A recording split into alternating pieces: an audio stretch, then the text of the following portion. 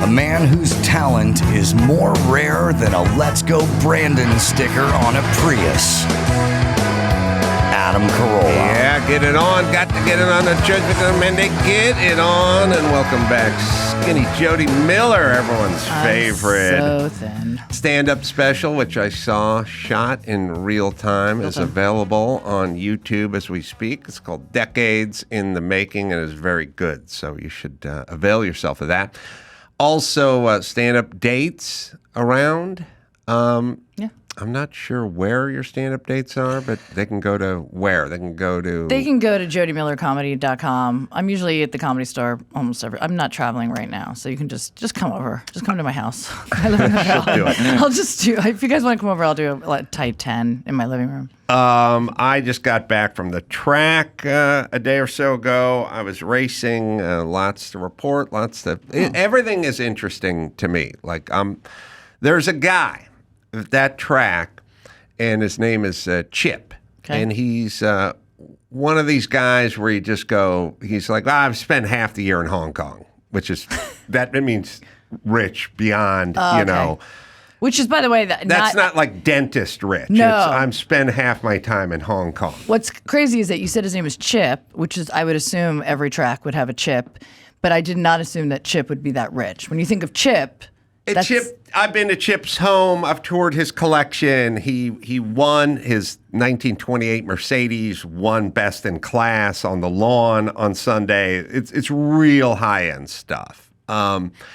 He has a 63 Ferrari GTO, which is, I'll put it to you this way. Ferrari GTOs start at about 35 million, and that's not for the real good ones. He has a real... The base model? Yeah, the base. Wow. Yeah, no 8-track, no air. Cloth interior. You gotta roll your windows down. Yeah, his is quite a bit nicer than the base model, and that's where they start. I think I'm just thinking that, like, I thought his name would be like Charles, not a Chip. Well, I think Chip generally is for people who are like the second and the third and the fourth of something. Well, they do that, yeah, because I worked with a Trip. Trip is a poor chip for the third. Yeah. Because you're the third, you're triple. But anyway, let's not get mired in cash. But the point is, the guy's a good dude. Wow, look at that. Avid racer, always racing his Porsche 935 at the track, brings his Dan Gurney Mustang from the Trans Am series in. Hardcore enthusiast, sweet guy, generous guy. Hung out with him a little, and I, for the first time, I met his adult children, and I'm standing there next to his 28-year-old son. Now, keep in mind, I've been to this guy's house. He has a garage that is, no disrespect to Jay Leno, but Right. I would rather have Chip's garage. Oh, wow. Big claim. Let's see how.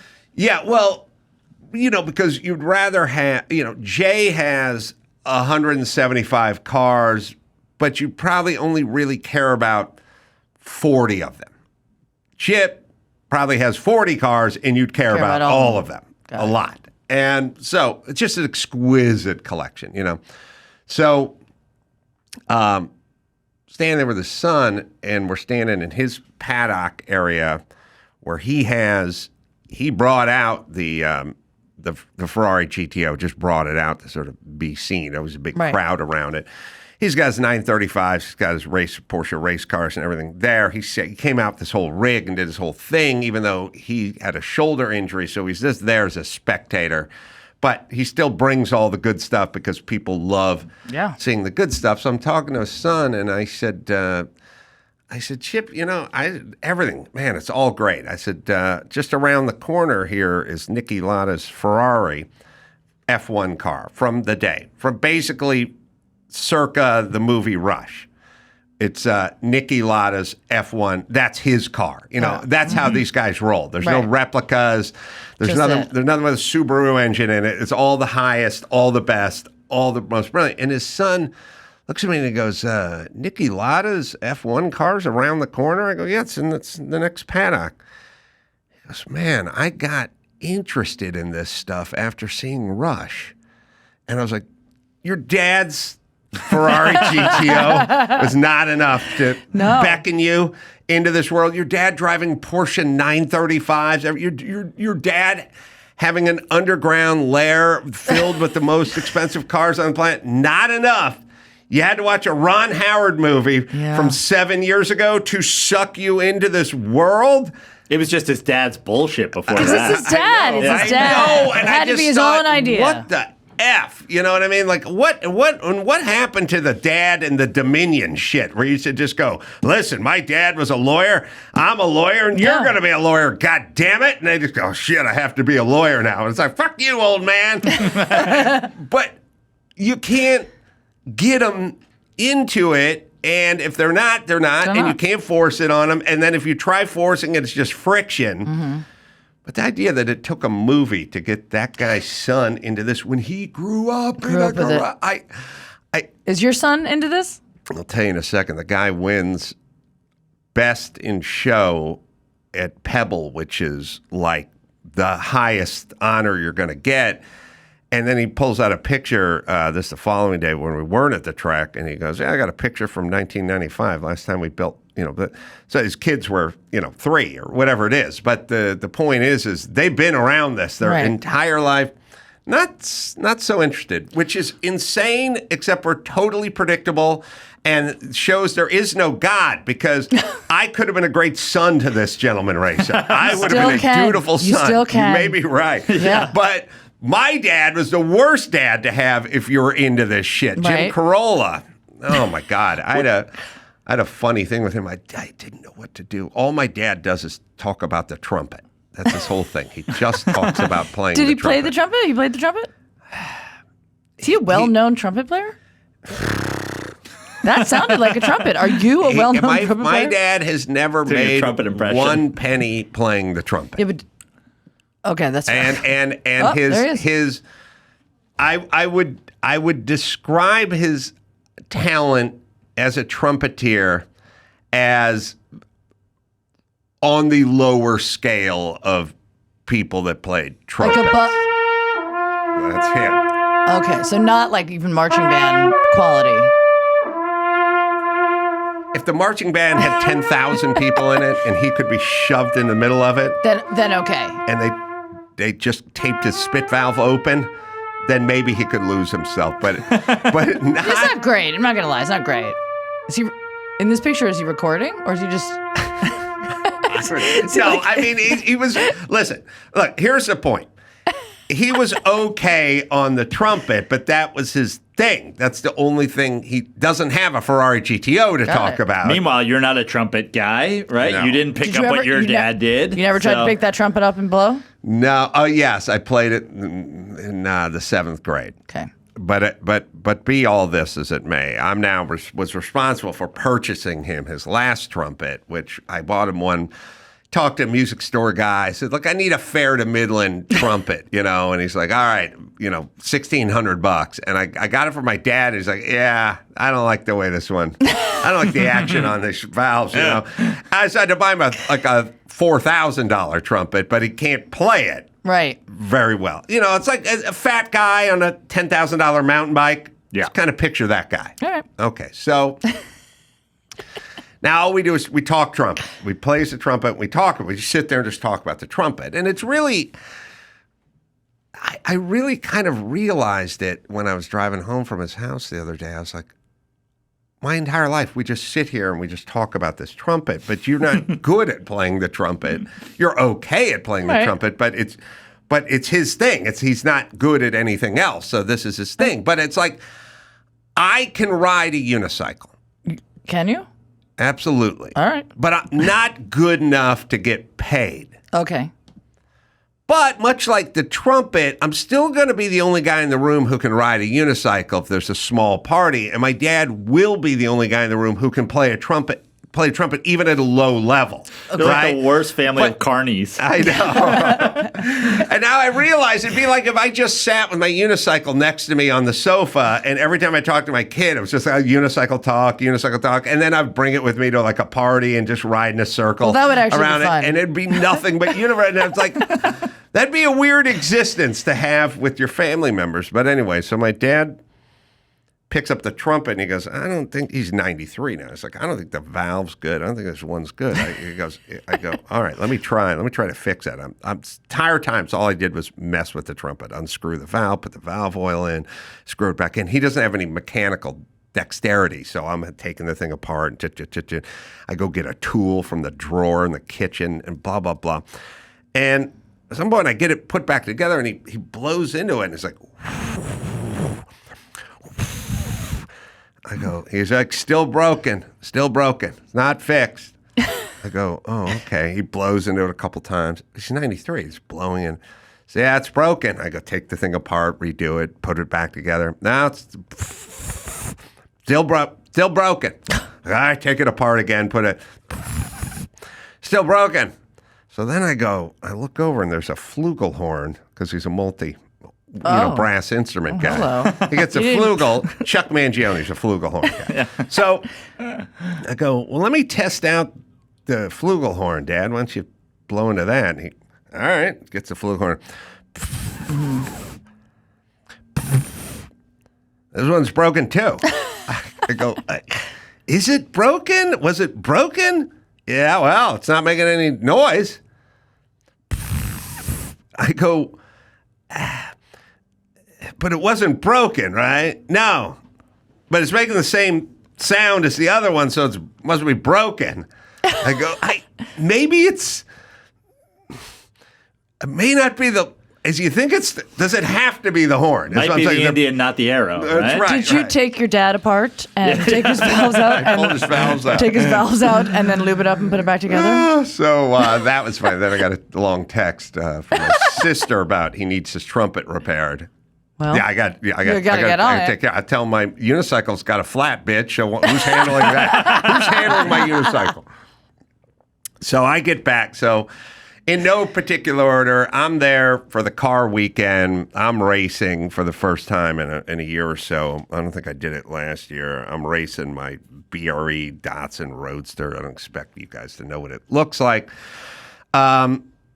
Comedy ensues. Peter Brock is the genius designer. He's now 88, still alive, good friend. Nice. Invented the split window Corvette from 63 or whatever year it was. People want to know.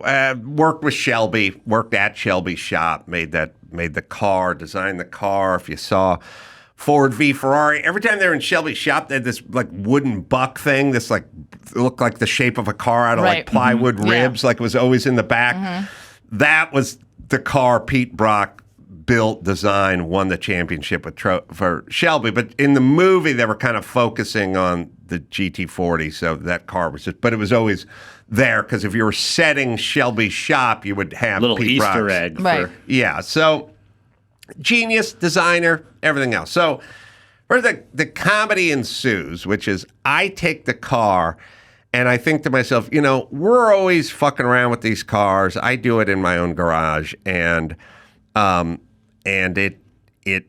this car hasn't run in 13 years. Hasn't run. And race cars don't like sitting for extended periods of time. Shit just goes bad on them all the time. So I said, you know what? I'm going to take it to a guy who can professionally set this car up. A guy who has a dynamometer. He's got scales. He can work the suspension. He can go through the car for safety reasons and for other reasons. It just needs to be gone through and by a guy who just sets up race cars. So this guy's a good guy. His name's Rob, and he's setting up the race car, and I make a joke with him. I go, on the dash, because Pete Brock was an insane mad scientist, there is a switch on the dash. It says alternator on it. Now, no other car, or very few cars, would have a switch that says alternator, but it enables you to flip the switch and shut the alternator. Now, Jodi, Joe, I know you know all about it, but I'll tell the viewers at home. Oh, Yes, please. The alternator is the little generator that powers your battery, and it runs off the crank, the belt. Of I've heard of it. It's when it breaks down and they're like, it's going to be $1,000 for the alternator. You're like, okay. Yeah, it's the alternator. And the alternator is like a little power source that spins from the crank and then keeps your battery charged, because otherwise your battery would go dead. This thing that spins, size of a, I don't know, thermos or big mug or something, it has an electrical force field, like a magnetic force field that puts drag on the crank that's turning it. Like, it's not free. Something's got to turn it. Right. If you shut the switch off, it'll disconnect it. It doesn't stop the belt from turning it. It just turns freely.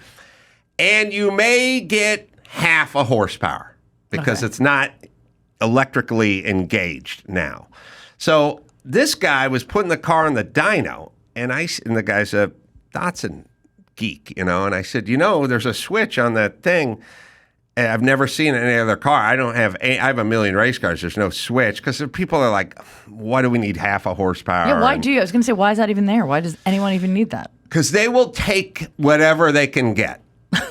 Whatever they can get, like Joe with pussy, just whatever. Mm-hmm. Like when you pop the trunk in a race car, you'll see the hinge on the trunk are drilled out. Like, what are we doing here? Cup an ounce of something. We're taking as much weight as we can get out of this thing. We're trying to get as much horsepower, whatever we can get. That's what we'll go for. Okay. So then I made a joke, and I told the guy, well, put it on the dyno and then hit that switch and watch the turbo thrusters kick in. But, honestly, see if it makes a quarter more of a horsepower percent than whatever. And we were laughing about it and kind of geeking out on it. And then when I went out for my practice session on Wednesday early morning, the ignition switch is right next to the alternator switch on the dash. The dash is filled with switches. And this guy doesn't know the car that well, and I haven't been in it in 13 years. I get in the car, and the car's not firing, and everyone's pulling out to grid up, and you have anxiety. You're like, and he's like, oh shit, and he starts flicks the power switch, but hits the alternator switch. I then go out there, run 2.5 laps, and the battery dies because this alternator switch we were laughing about got inadvertently switched before I headed out to the track. So there was that. The other sort of, I'll show you a 5-second clip of the car. That's just pulling out. The other thing that was comical is when you strap yourself into the car and you put the full face helmet on and you put this head neck restraint system on, which ties your helmet to your shoulders. So that's how Dale Earnhardt died. I thought he wasn't wearing his harness, his Hans device, I call it. But anyway, you really can't see. You can't pivot your head. You can't look around. You look forward, and then you have mirrors that you can use. But there's no, who's coming up over here? I'm going to back it up, moving around over there. And they switched the entrance to the track. By the way, you do the driver's meeting. It's like, we're all going to pre-grid on the hot grid, which is on the motorcycle part of the track. We pre-grid there, then we pull onto the track. We're pulling off the track, pull off the hot pit, the hot grid, the pre-grid, and I'm like, I can't. Here's what all the flags mean. Find your flags. So I just pull out and do what I normally do, which is drive to the front of the track, and there's nobody there. And I'm like, to the race official, like, can I get on the track? She's like, no. I'm like, where am I going? And she's like, she points, we're going the other direction. But I can't see, I can't back up. People are like looking at me. The cars are always going to stall because she doesn't help at all. She just watches me struggle, doesn't do what a dude would do. Dude would jump out, do the hand thing or back it up or whatever. She points the wrong direction and her work is done. The other thing that was nuts, tell me if you guys think this is nuts. They start the race the same way every year. Every every race does a rolling start. It's called a rolling start. Meaning? So you will go out and you will qualify. Okay. And the qualifying is down to a thousandth of a second. Wow. And they'll take your qualifying times and they will line you up in order. Oh. Fastest is first. Oh, really? Oh, yeah. I didn't know. That's why, yeah, they want the fast guys in front. So the fastest guy is number one. It's a 2-column line of 41 cars of just going down the track.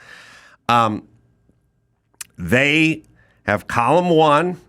The guy who's on the pole is in the very front, and he's on the inside of whatever the turn is. If the track's different, then he'd be on the other side. Okay. And the guy who qualifies second is right next to him.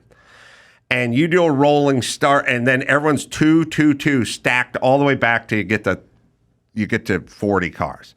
And you come around the corner and you see the green flag. They wait for everyone to come around the corner usually, and then they wave the green flag, and then everyone fucking takes off. And sometimes it's a shit show because everyone just goes for it all at once. You have to be lined up all the way before that, but when the green flag drops, the bullshit stops. That's a 70s T-shirt, man. That's like a Kawasaki 70s T-shirt, you know? And so it can be kind of a clusterfuck. It sounds like an accident. That's what it sounds like. It's one waiting to happen because everyone goes for it and they go round and some guy goes inside and the other guy's going outside. And also everyone's just putting along at like 30 miles an hour in second gear and they're just kind of, then they just go nuts. Everyone's grabbing shifts and whatever. So they said in the driver's meeting, we're doing it different this year. We aren't going to do this thing where everyone just goes for it on the green flag. What we are going to do is when the green flag drops, no overtaking, no gaining a position, no passing. Everyone's going to go from their 2x2 line to a long single line. Through turn 1, through turn 2, through turn 3, and at the exit of turn 4, it's on. You can start then. But we'll get you guys all lined up. It's not going to be the clusterfuck, and you'll be at speed and whatever. And all the drivers are like, how's that going to work? Like, I've never done this. It seems weird. So the guy on the pole. Now you're on your own, have to get in your correct order. Yes, he can. The guy on the pole can take off. I mean, and everyone can take off, but you can't pass anybody until we get out of turn 4. So everyone's going, I don't know, how's this going to work? How's this going to work? And then I'm talking to some like experienced guys, and they're like, man, I don't know how this is going to work, but I'm just going to watch the guys who go first, the first couple races, and I'll let them fucking experiment. I'll figure it out. And I'm like, he's like, when are you going? I'm going, first race. So we're going to have to figure this out. And what position are you in? Yeah, what position were you? I was 28 because my car broke. I ran out of juice and I only got 3 laps in, but I was able to lay down a qualifying time that wasn't fantastic, but it was enough to get me 28 out of 41. So then I was thinking about like all night, like, so we're going to take off. Everyone's going, but we got to slot in like bumper to bumper. And then when we get out of turn 4, we'll all go, the people start moving around. And I was just like thinking about it.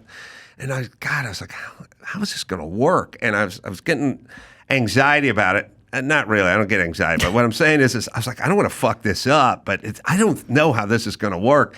And then all loaded into the car, strapped in, Hans of Ice, gloves, everything, just sitting on the grid, waiting to go out. They do the thing where they go 5 minutes, you'll hear people firing up their car, and then they'll do 3 minutes, and then some point they'll do 1 minute, and then they'll start doing the thing. Like, let's start, and everyone will start going out.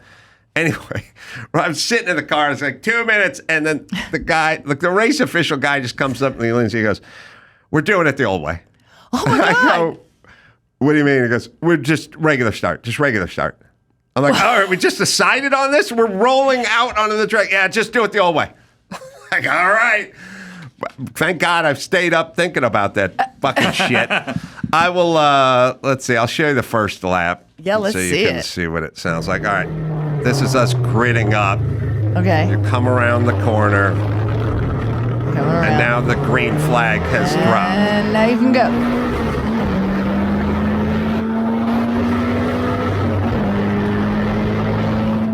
Now you see that people like, I'll go like, well, maybe I'll go inside here, but then this guy kind of does that. The sound's a little wanky.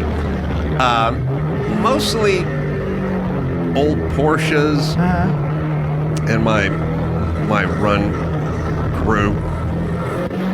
Oh, by the way, this would be turn 3, and then turn 4, where they're originally going to let us go, is coming up Right now?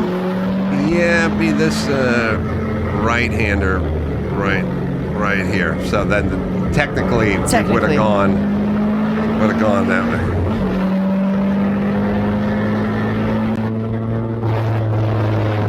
You can. So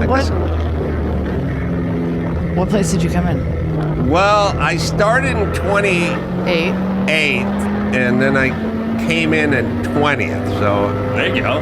Past right. eight cars along the way. Not then the head gasket blew for the Saturday race. Everyone always talks about the corkscrew, which is something that This is a very cool track. Oh yeah, a lot of elevation. Wow. The corkscrew's the greatest. It's this thing. So not a lot of incident, but almost had a hit. Almost had an incident, which I'll show you in a second. Okay, so you have you're in a convertible. I mean, there's no top on your car. And no windshield. Are you not shitting your pants? Like you're so just exposed. Everybody else has got a nice little. This top. car does not have a cage. It has a roll bar, and so I don't like not having a cage. Yeah, this is a scary car that you chose. It's also low cage. Yeah, why it's did you- low roll bar. Why did you choose the death trap car? why this car? I don't know. I probably shouldn't have. Yeah, it's like everybody else is all protected, and you're just like, here I am on a unicycle. Is there a reason for no windshield too, or is that just drag? It's just drag, but it's got a thing. It doesn't do anything. But I'll show you the. I'll show you the incident. We could turn off the alternator. We're certainly not having a fucking Also, who's the windshield. guy in the car with you filming this? He must have been scared out of his mind. This is 30, 50 seconds worth of incident. And again, people hate it because they go, stop playing your stupid stuff. It's 50 seconds. But this is lap number 3. Go through the corkscrew. Come back around the corkscrew. Try to catch whoever these guys are in front. And turn 11 is at the end of the straightaway. So I think I got this guy. I'll just go inside to this left-hand turn, but I'm a little farther inside than I should be for a left-hand turn. I'm not on the line. And then I come around and, there's a car right on my fucking line. God. And that car just spun out? Just spun out. Wow. It's a guy in a $500,000 Porsche just Spun out. Just spun. Yeah, let me see that guy. Yeah, that guy's driving like $1 million Porsche and just spun out. And I'm going inside, and I don't see him until right as I come around the corner. Yeah, I mean, that guy's got to be shitting his pants. You're just facing the cars coming around. Oh, that's the worst. Like the worst. The worst. The worst. I at know. And you can't get out of your car. No, you have of to course sit not. in your car. My No, God. you'll get yelled at if you. And dead. You'd get dead. Yeah, you'd get dead there. Yeah, you would. Yeah, that was a little bit of a, where'd that guy come from? So. Nice maneuvering, Ace. That was good, though. Ace maneuvering I didn't right do there. nothing big. He was just there, but I did not see him until I was on him because he just spun out and I he was can't believe just no one hit him. around the corner. These guys are all good drivers, Right. but shit does happen, and yes, course. that guy was on my line. All right. All right, I had an interesting conversation with Jim Farley, who's Chris Farley's cousin, who runs Ford. Nicest guy in the world, races, always there racing. Sweetheart, looks exactly like Chris Farley. Chris came up and he got really melancholy, as you think he would, and he goes, I kind of blame myself. Like he was obviously, you have the two cousins. One of them's the crazy drug-fueled, booze-fueled hooker. The other one ends up running Lexus and Ford in Europe, and now lives in Dearborn and runs Ford. Right. So they're on different trajectories, right? And he, being the good cousin, was told, stay with him and look after him. And which he did, but at some point he had to go to Europe to run whatever Europe, car company or whatever. He had to run Europe. Had to run Europe, and that's when Farley OD'd. So he felt kind of... He can't, I'm sure so many people have told him that. You can't just, yes, you want to be there for family members, but he also had a life, and you can't be with him 24/7 unless he's your sober companion. You know what I mean? Like, it was going to happen. And he had brothers. If you're a cousin, your responsibility once removed at least. Yeah. It's got to be brother before cousin. He had to run Europe. You can't just stay... No, Chris. listen, I also blame myself for Chris Farley. People do that. People blame. I think they do it of course needlessly. They do. Of course. They shouldn't. All right, so dating. Yeah, so let me tell you guys, first of all, I just want to actually share this with you because it's never happened to me. I wanted to know if it happened to you guys. I got a paper cut in my eye this weekend. Do you know the odds of doing that? Very, very low. Well, if you've been the recipient of as many ticker tape parades as I have. Oh, that's right. So you get them all the time. It goes up significantly. But for someone like you or Joe, it's just like, I know, it's very really, small. I know. Very anyway, small. I'm just like, because my eye is all like, it's got you know what they blood don't in do it, anymore? When I was a kid, when you would celebrate, you take your hands, you would clasp them, and you do two shakes in the right. Why do people do that? Is that that's the victory? I don't even know what it is, but it's what you would do in a ticker tape parade. Everyone 2 hands, did, yeah. Both, one to the left, then to the right. That's right. Yeah. Now they just scream, "Let's go! Let's go!" Yeah. All right. So for those people out there also on the dating apps, I feel your pain. I fluctuate between I'm never going on a dating app again to I don't want to die alone. So I flip on. So this was I don't want to die alone. I had a couple glasses of wine. Let's go back on Bumble. And for those of you who don't know, you can see who likes you. And you don't have to match with them. Sometimes you have to go through all of them and either say no, yes or no, yes or no. But sometimes they'll be like, this person liked you or this person super swiped you. Check him out. That means you're on like Bumble Plus or something like that. No, I didn't pay for this extra. This is just you get like Bumble. 3 and then they try to be like, now pay for the rest. I'm Okay. like, no, if these are the 3 that you're showing me, I'm good. Right. So we'll start it with this guy. He just sent this to me and he sent me a message with it. So I did not swipe him. There's no liking on my part here, but he can reach out to me. And he wrote, "You are very beautiful." That's nice, right? That's a nice. And Good then start. he said, "Text me," and put his number immediately. There was nothing. And in his bio, this is his bio. This is a real person. He said, "I'm very discreet and smell good all the time." And DDF, I think he meant to put down to fuck. DTF, yeah. DTF, but he put DDF. Maybe that's something one's else. a kind of a yoga from Diamond Dallas Page, I think. Double down fucking. Yeah. Maybe it's double down fucking. Maybe that's what he meant. But then he put, and DDF and very clean, love oral, give and receive. Oh, hold on. DDF, Oh. as told by the youngins in the next booth. Thank you. Drug and disease free. Oh, okay. Oh, thank you. I wouldn't have gone there. I didn't know that. I just write it out longhand, drug and disease Yes. free, since 1991, or like you put the date. But did you have it before 1991 or? You could have dabbled, you I do didn't drugs, know you're getting a DDF disease. because So then- I'm That's drugged my and- whole point. You think it's down, yeah, right. So basically, he's now said he's clean several times. He put he's discreet and smells good all of the time, not just like on the weekends. All of the time, this guy smells good. He's drug and disease free, again, free. And then he put and very clean. He's very clean. So he loves oral, give and receive. Yeah, I just received. But yeah, I get it. I just give. Yeah, I'm only a giver. But Yeah. I love. That's why Joe and I make such a fine match. That's right. You guys are obviously. I got a roller skate. He's got a key. It works. Actually, he's the roller skate. But keep going. Okay. So then I scroll down because now I'm curious because he's DDF. He speaks 2 languages. Good for him. And then one of the prompts is, "Don't be mad if I what." Now, what would you say on a dating profile? When you were on your dating profile, because you met your lady on Bumble, what did you have to say? Don't be mad if I what? I don't know that I had that on there. Is that's one of his prompts? It's a prompt, yes. Okay. So you got to fill that out. Yeah, don't be, yes. Okay, it's prompting. got it. What would you put, Adam? You gaze into your eyes.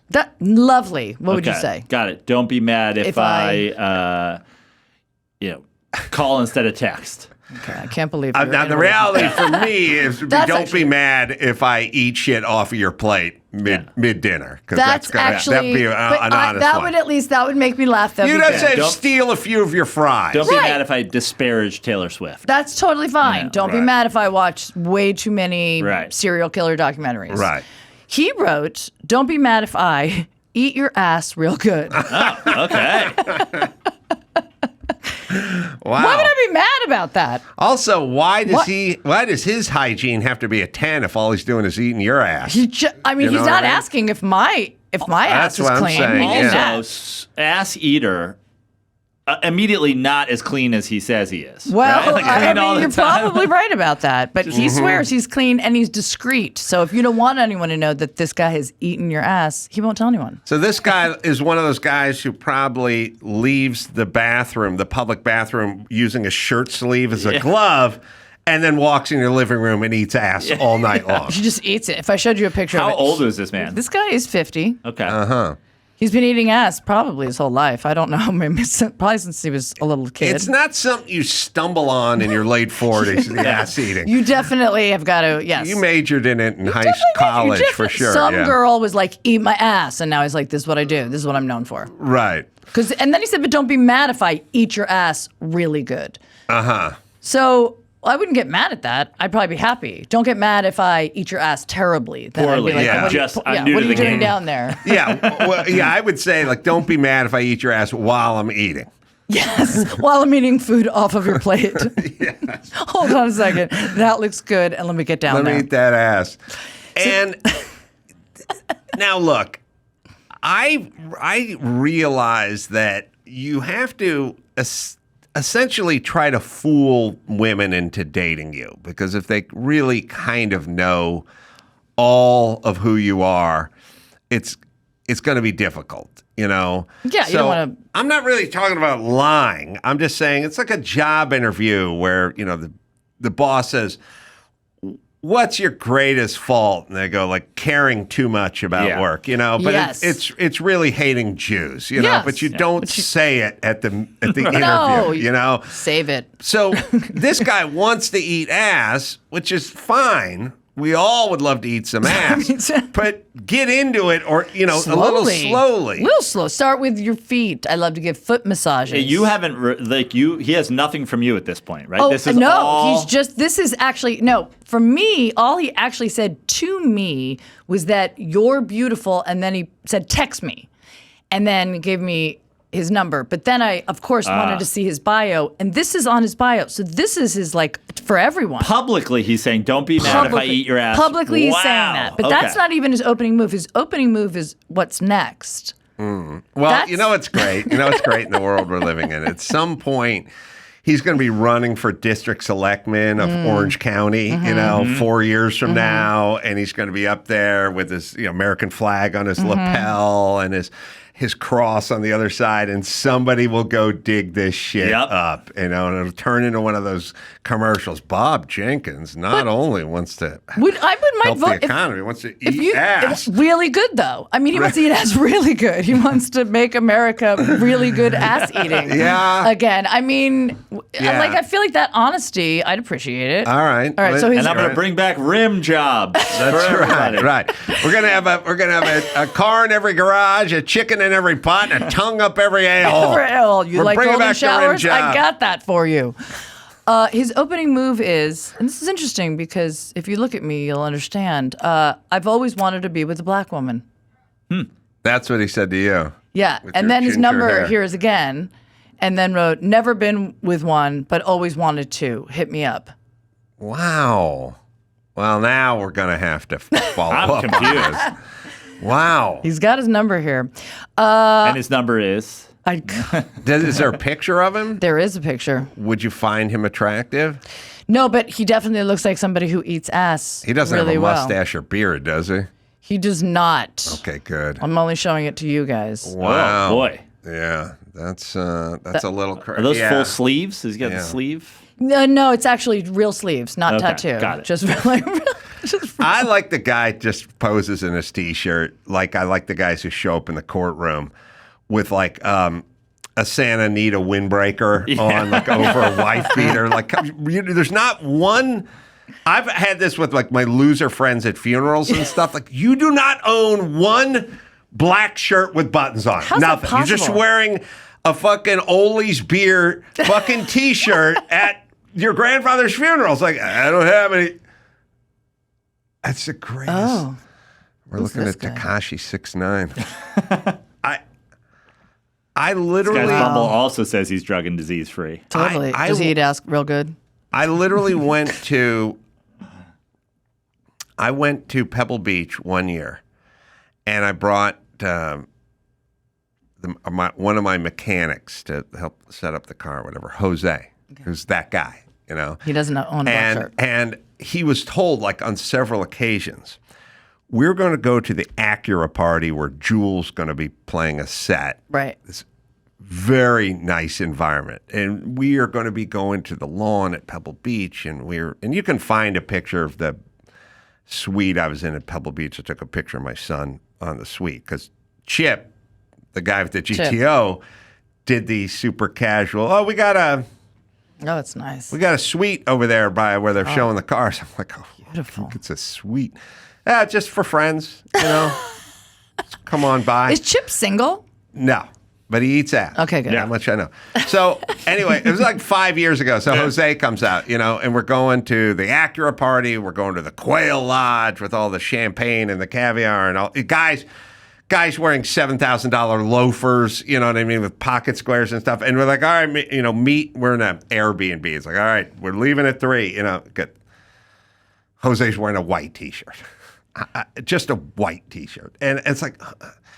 I'll say we're going to the concourse with. You don't have. Yeah, I don't know.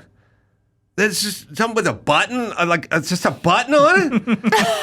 I brought my good. It's his good T-shirt. He's telling us this one that doesn't have transmission fluid on it. I'm like, it's just nothing in your arsenal for a court date or a wedding or a funeral. There's just a white T-shirt. That's what you got. The white.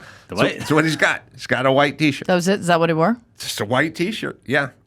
I mean. And like Cholo Shants or whatever, you know, this sort of weird, you know, thing. And I'm like, jorts. I get that's your thing. I get it's your thing, but this is not anyone's thing. We're in a different place. So just do this thing that other people do. And by the way, a good day would be mistaken for one of them. You might get a good gig. Do you remember? I don't think they do this anymore. Speaking of like the victory shakes, the restaurants would have jackets for people. Oh yeah, no, they'd have the jackets. They don't do that anymore. Magic Castle has. They do. Magic Castle, I think, still does. Pants too.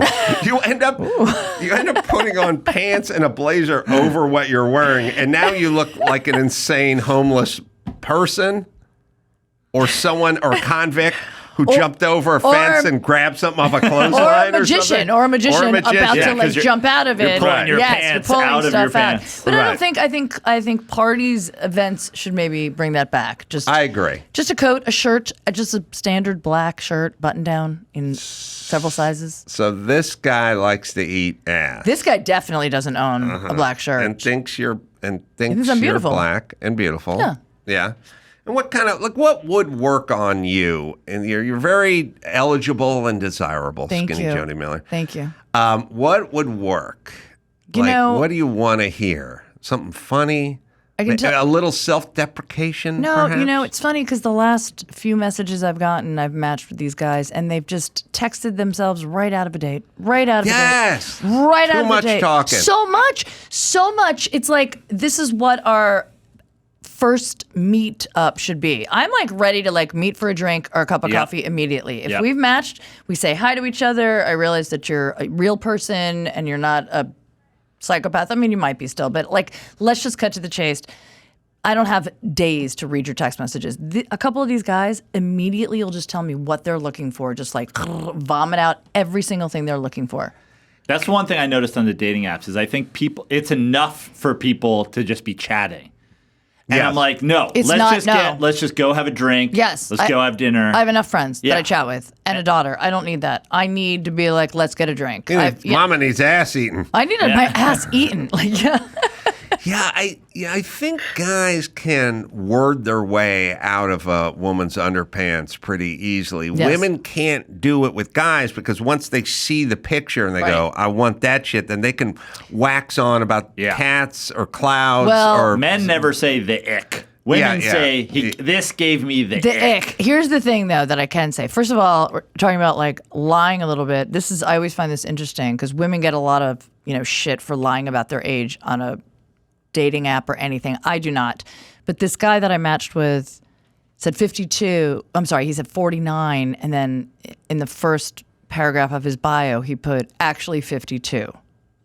And I'm like, so did you fucking lie about 3 years? At least go like 10 years. I was like, what the fuck is that? It was so odd and weird. Here's the thing. And women say it all the time, but I can tell you now that I have a child, men truly do not read anything that's on my profile. Nothing. Not one thing. I have several pictures of my daughter, me holding it. I say that I have a daughter, and every single time we start messaging, it's, you have a kid? Yeah. I could be giving birth in the first picture on my profile, but if my tits and my tits and my face look good, they'll still be like, you have a kid? Can we explore this? Yeah. It happens a lot. Nobody knows. People in general just kind of do this. Yeah. But here's what I'm wondering. Mm-hmm. It's like I always think about my old Jewish grandfather Laszlo. I would go visit him when he was old, and I'd hang out with him for some time in the afternoon. And at some point, I would go, "All right, Grandpa, I have to leave now." And he'd go, "You're leaving?" And I'd go, "Yes, you old Jew. This is why we don't like your people." And he'd go, "So you're leaving?" And I'd go, "Yeah, I am." "Oh, okay, you're leaving then."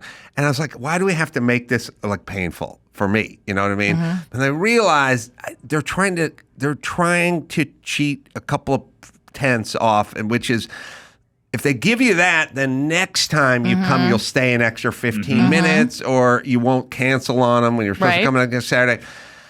The kid thing, I wonder if they're trying to go like, look, I could lose 20 pounds in my pic that I put up there. Like I got a little bald spot and I could lose 20 pounds, but you have a kid.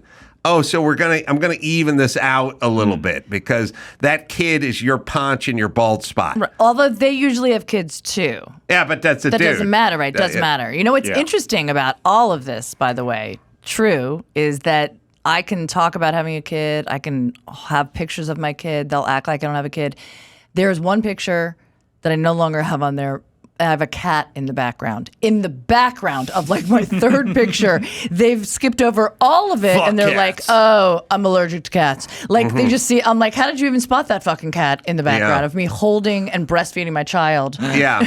Well, maybe their eyes start itching. Just from looking at I don't know how the computer works. I don't either. Can I ask what your range is set? Like what's your age range? 18 to 25. I'm kidding. Thank you. No, I think I'm like 40 to 60.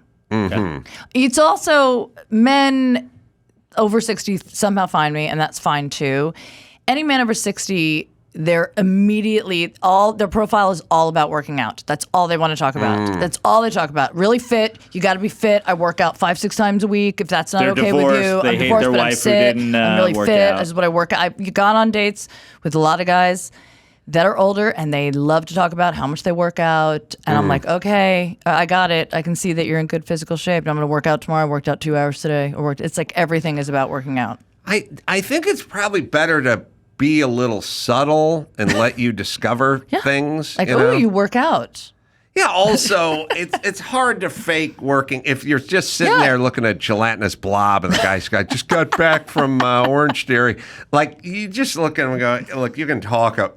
I'm looking at you. Yeah, I can see. You know what I mean? I see what's going on here. Yeah, but if a guy's done something and had some accomplishments, always good to let you unearth that rather than him give you the sort of the verbal bum rush, exactly. Right? And don't tell me about it. It's all these dating apps are just miserable because everybody on there, as you know, Joe, you've already found your woman. We got it. I know. They're miserable. But it's It's a miserable everybody just says the same thing. Any fun plans this weekend? I don't fucking know. Like taking care of my daughter, I don't know what to say. Yeah. And then if I do say, because I don't have that I'm a comedian listed on my profile. I just put writer. Because the second they see comedian, it's on. It's on one way or the other. They're either trying to impress you. Yes, they're trying to give me a joke. Have I seen you on anything? Oh, I just watched your stuff. I can't. I just can't. But then inevitably they're like, what kind of writing do you do? I'm also a writer. I'm like, I don't want. It's a mess. It's a mess. I just need a guy who can eat my ass really good. Yeah, I know. I put comedy on there so that I feel like if they check you out, that's going to tell them right away whether or not. Like if they go and watch your comedy, they're like, fuck this. But guys are. It's different. You could do anything. It's different though. Yes, a guy being a comic, girls are like, oh my god, he's funny. I love it. A girl as a comic, they're like, oh shit, she's going to talk about this on stage. Which no, I'm just going to talk about it on this podcast. Right. Yeah. Like they don't understand how it works. All right, Joe, you got some news? I do. All right, we'll take a quick break. We'll come back with Skinny, Jodi Miller, and Joe Praino in the news right after this. Tommy John, here's a simple life hack. It's an upgrade. Upgrade to Tommy John. With Tommy John, you're so much more comfortable. You'll do everything better. Second Skin underwear has dozens of comfort innovations, like supportive contour pouch and horizontal quick draw fly. Plus, breathable, lightweight, moisture-wicking fabric with 4 times the stretch than competing brands. I'm wearing mine right now. I just got off the road. I was wearing them underneath my fire suit when I was drying my car. They're so comfortable. I normally would take my underpants off because you put the long johns on before you put the fire suit on, but not with Tommy John. Like a Second Skin, over 20 million pairs sold, thousands of 5-star reviews. Tommy John doesn't have customers, they have fanatics, and I'm one of them. And, of course, they have the best pair you'll ever wear, or it's free, guarantee. It's Tommy John, y'all. Get 20% off your first order right now at TommyJohn.com/Adam. Save 20% on Second Skin at TommyJohn.com/Adam. TommyJohn.com/Adam. See site for details. Home Chef drowning in a sea of meal kit options. It's like a bad dating game show, and all the contestants look the same. Well, not Home Chef. Fresh ingredients. And chef-designed recipes delivered right to your doorstep. Over 30 options a week, covering a variety of dietary needs. I've been using these guys for quite some time. Everything they deliver is excellent. I really mean it. You'll be surprised. You'll be like, it doesn't have to be this good, but it is. I did the steak with the chimichurri butter. Oh, to die for. And the asparagus. But everything they've done, everything that I've made that they've delivered has been on point, 100%. Anyway, classic kits with pre-portioned ingredients, speedy recipes, ready in less than 30 minutes. Oven-ready kits with pre-chopped ingredients and microwave meals in minutes. You can save an average of $86 per month on groceries. Home Chef even has delicious, kid-friendly family menu. So if you got a finicky kid, don't worry. They got you covered. With 18 new options a week, picky eaters, well, they're approved with Home Chef. Am I right, Dawson? For a limited time, Home Chef is offering our listeners 18 free meals plus free dessert for life. And, of course, free shipping on your first box. Go to homechef.com/Adam. That's homechef.com/Adam for 18 free meals and free dessert for life. You heard that right. Homechef.com/Adam. Must be an active subscriber to receive free dessert. Simply Safe. If you're like me, you think about safety. And you think about people. And that's who you value the most. Because you can replace the watch or the necklace. But the people. And there's a lot of crime, especially going on here in L.A. I mean, every time you turn on the radio, some other celebrity got their home busted into. And those are just the ones they're reporting on. I've trusted Simply Safe to protect my home for over a decade now. And I've partnered with Simply Safe to offer my listeners 20% off a system. Just visit simplysafe.com/Adam. We all use it here. And when you pick up and move, you pick up your Simply Safe system and you move with it. It's not hardwired. They also have exclusive live guard protection. Simply Safe agents can act within 5 seconds of receiving your alarm and can even see and speak to the intruders inside of your home. Named Best Home Security System by U.S. News & World Report 5 years running. And Best Customer Service by Newsweek. It is Simply Safe, right, Dawson? Protect your home this summer with 20% off any new Simply Safe system when you sign up for Fast Protect monitoring. Just visit simplysafe.com/Adam. That's simplysafe.com/Adam. There's no safe like Simply Safe. Celebrating 15 years of podcasting, here's a memorable moment from the Adam Carolla Show's Ace Awards archives.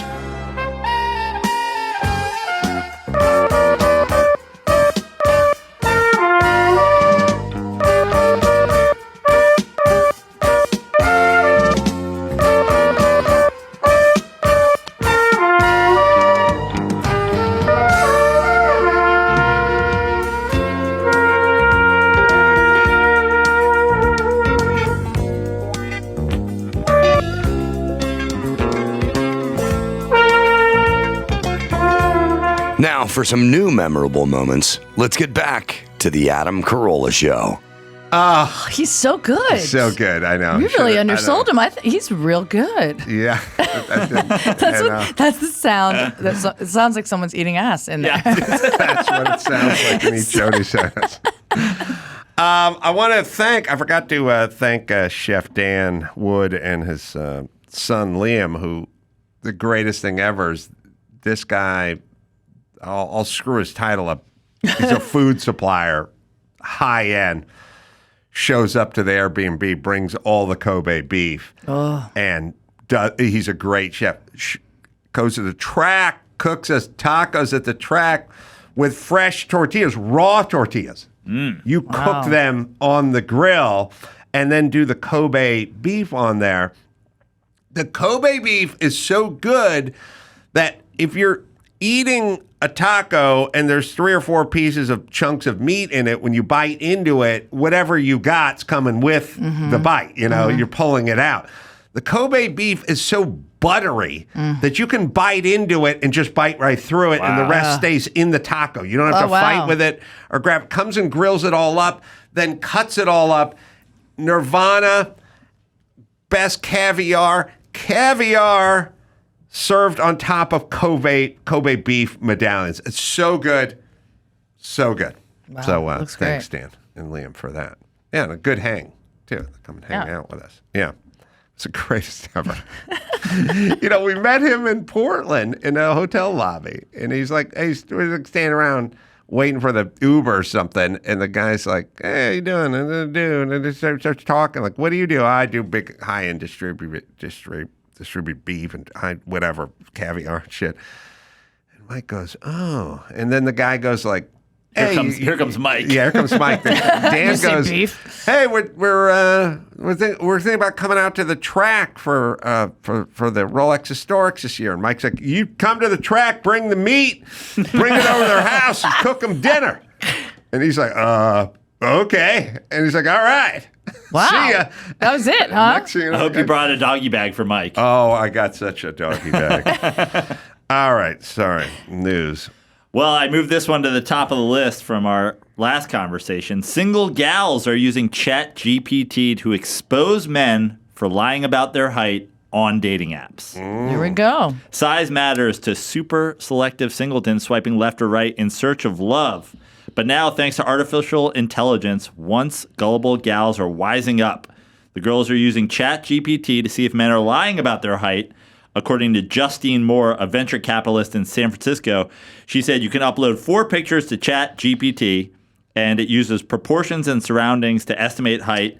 I tested it on 10 friends and family members. All estimates were within 1 inch of the real height. Wow. So I'll do the dime for scale when I'm taking a picture of my dork. And I'll put the dime next to it. Yeah. Sometimes a quarter if I'm feeling frisky and confident, So there's always like the scale thing. Like they've done it, they sell a piece of jewelry or something, they put a nickel next to it or whatever it is.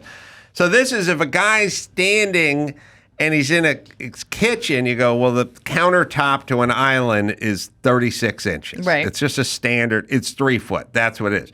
But like for a countertop where you would eat, like at the island, it might be 42 inches, or a bathroom countertop would be 32 inches, something. So whatever the guy takes a picture of wherever they are, unless they're just in front of a cyclorama, you then are getting scale. Right. You're able to pick up.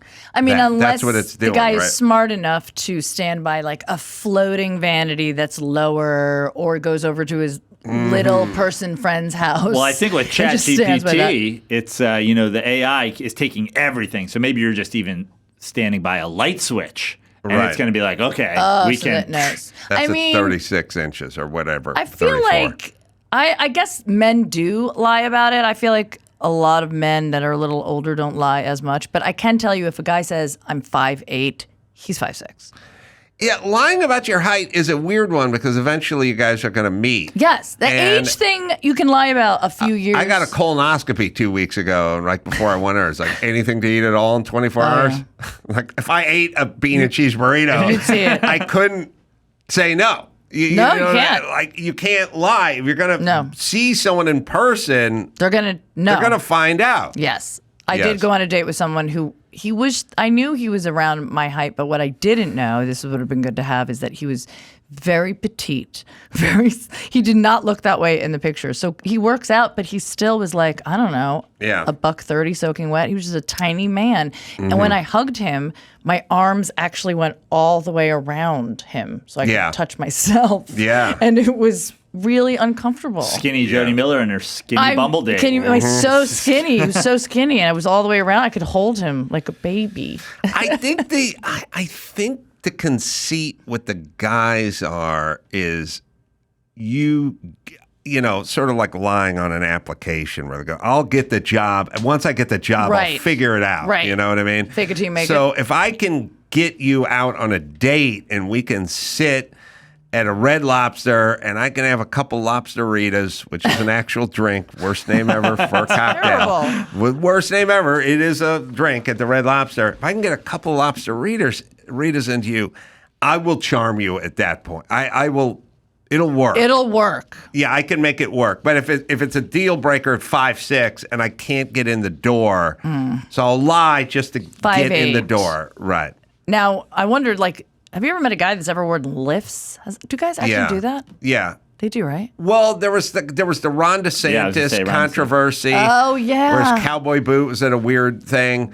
Okay, so there is the guy, there's the Sly Stallone, Prince, Tom Cruise kind of thing, where it's like they wear boots to the beach. Danny Bonaducci would wear cowboy boots to an AIDS hospice. It's like, it's just boots. So Good first off, the guys that just do the boots, because Joe, you're 6'3", 6'3 and a half or something. 6'4". 6'4". Oh, yeah. 6'4". He's always wearing this super gay Van slip-ons. But Danny Bonaducci couldn't wear Van slip-ons, which was a plus, but he needed that extra 1.5 inch heel, or 2 inches heel. See, I do it for the opposite reason. See, I got you thinking I'm 6'3", 6'3 and a half. I'm trying to make everybody comfortable with my what are those? flat-footed Vans. Those are platforms. I think that's like that's a platform. De Niro. That's De Niro, yeah. Oh, my God. Oh, but this is just for filming? Yeah, for filming something. Look, the point is look at those. Beware of the guys with the those. boots. If a guy is 6'2", he'll never lie. No, I think 6 foot and above, no one's lying. No one lies. Yeah. If a guy says 5'8", he's 5'6". Yeah, 100%. That's what that is. If a guy says he's 6'2", he's 6'2". Yeah. What about Guy says he's 6 foot, he's 5'10". Okay. Right. What? All right. Right. So what if a guy says he's 5'10"? Is he definitely 5'8", or could he be 5'10"? I would do in terms of authenticity pecking order, 6'4", 6'2". There are a couple of 6'1"ers who want to get to 6'2", and I don't know what that is. I would have happens no on idea. If somebody said on I was occasion. 6'1", I would not know that they were. 5'10", believe them. Believe him, right? I 5'10"? believe a 5'10". Okay. I believe a 6'2"er. I believe a 6'4". It's the 5'8"ers who are 5'6". By the way, I have definitely hooked up with guys that were my height, if not a little shorter. And I can say this, the majority of the time, they have a huge dick. So there you go. Oh, really? It's almost like the universe was like, here you go.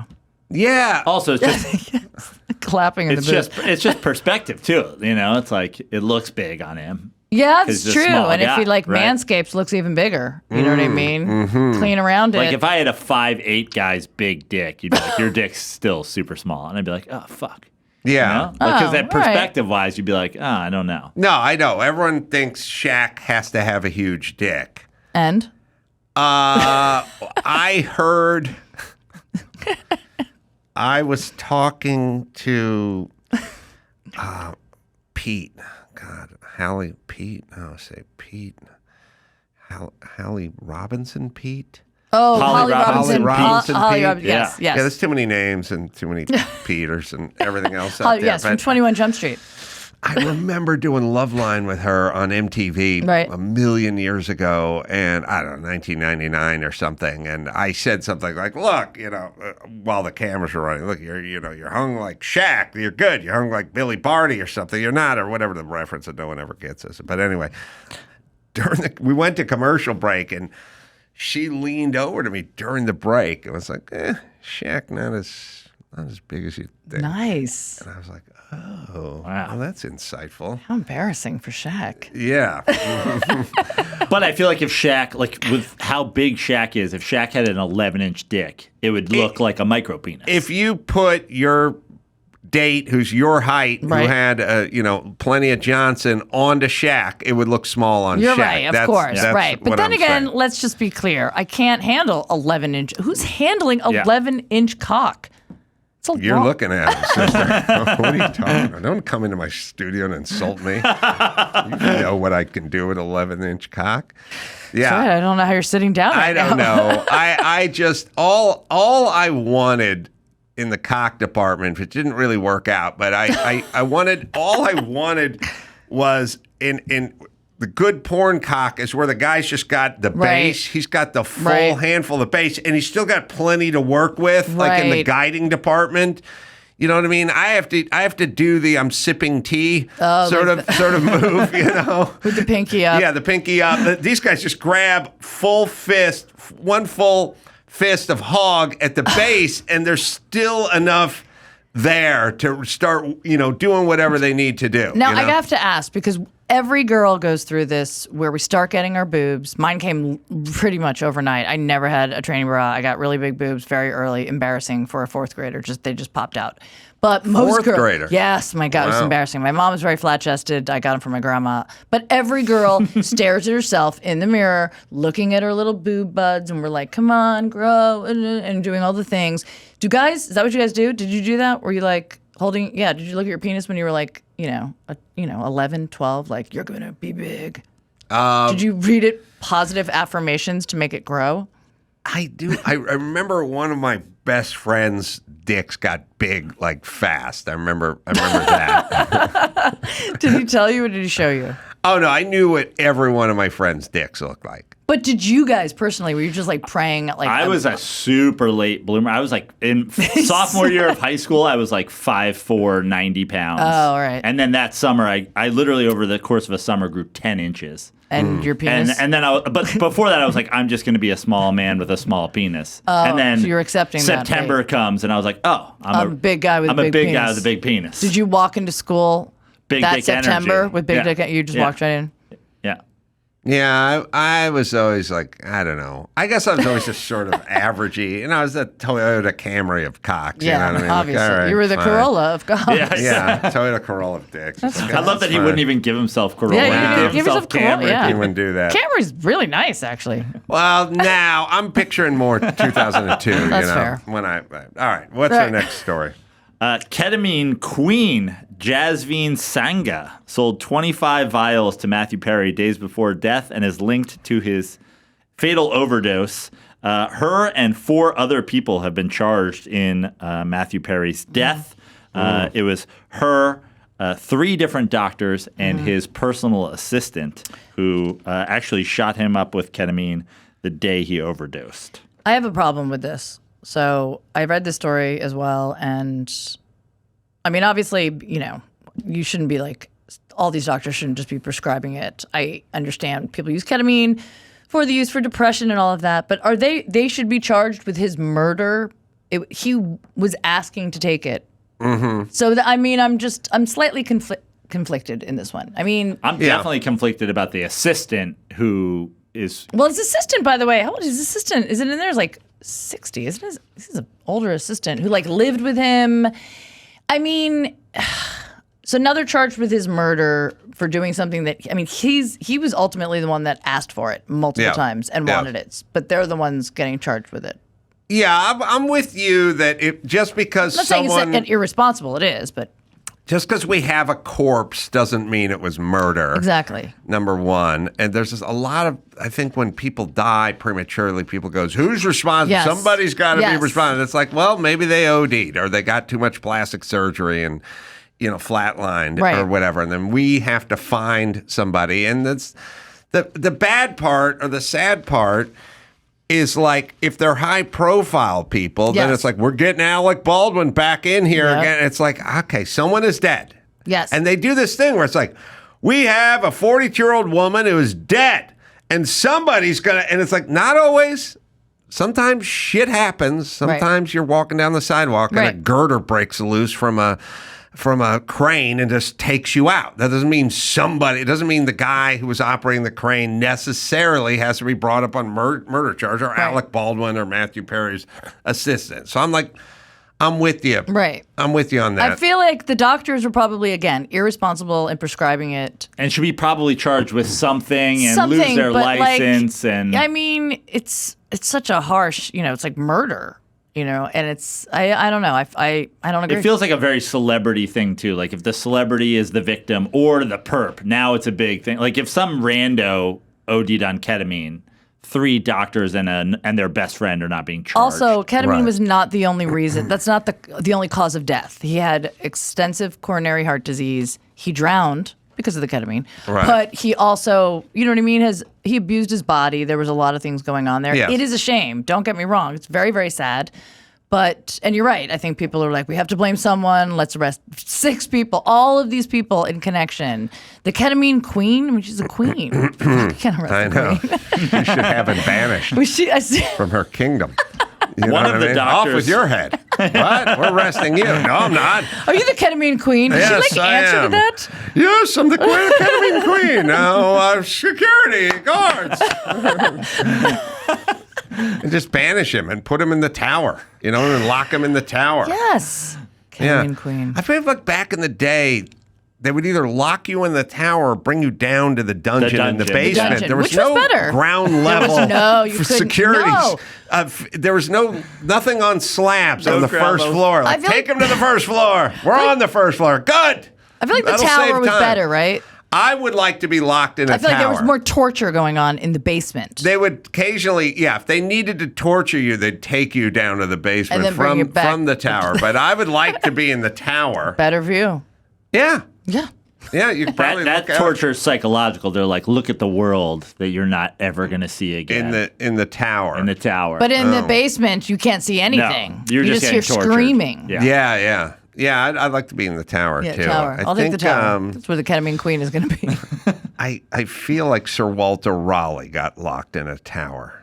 Someone figure out if the guy who invented manners, not the ass eater from Gimbal. No, not the ass eater would never be in a tower. Never been mistaken for Sir Walter Raleigh, but Sir Walter Raleigh was the one who invented.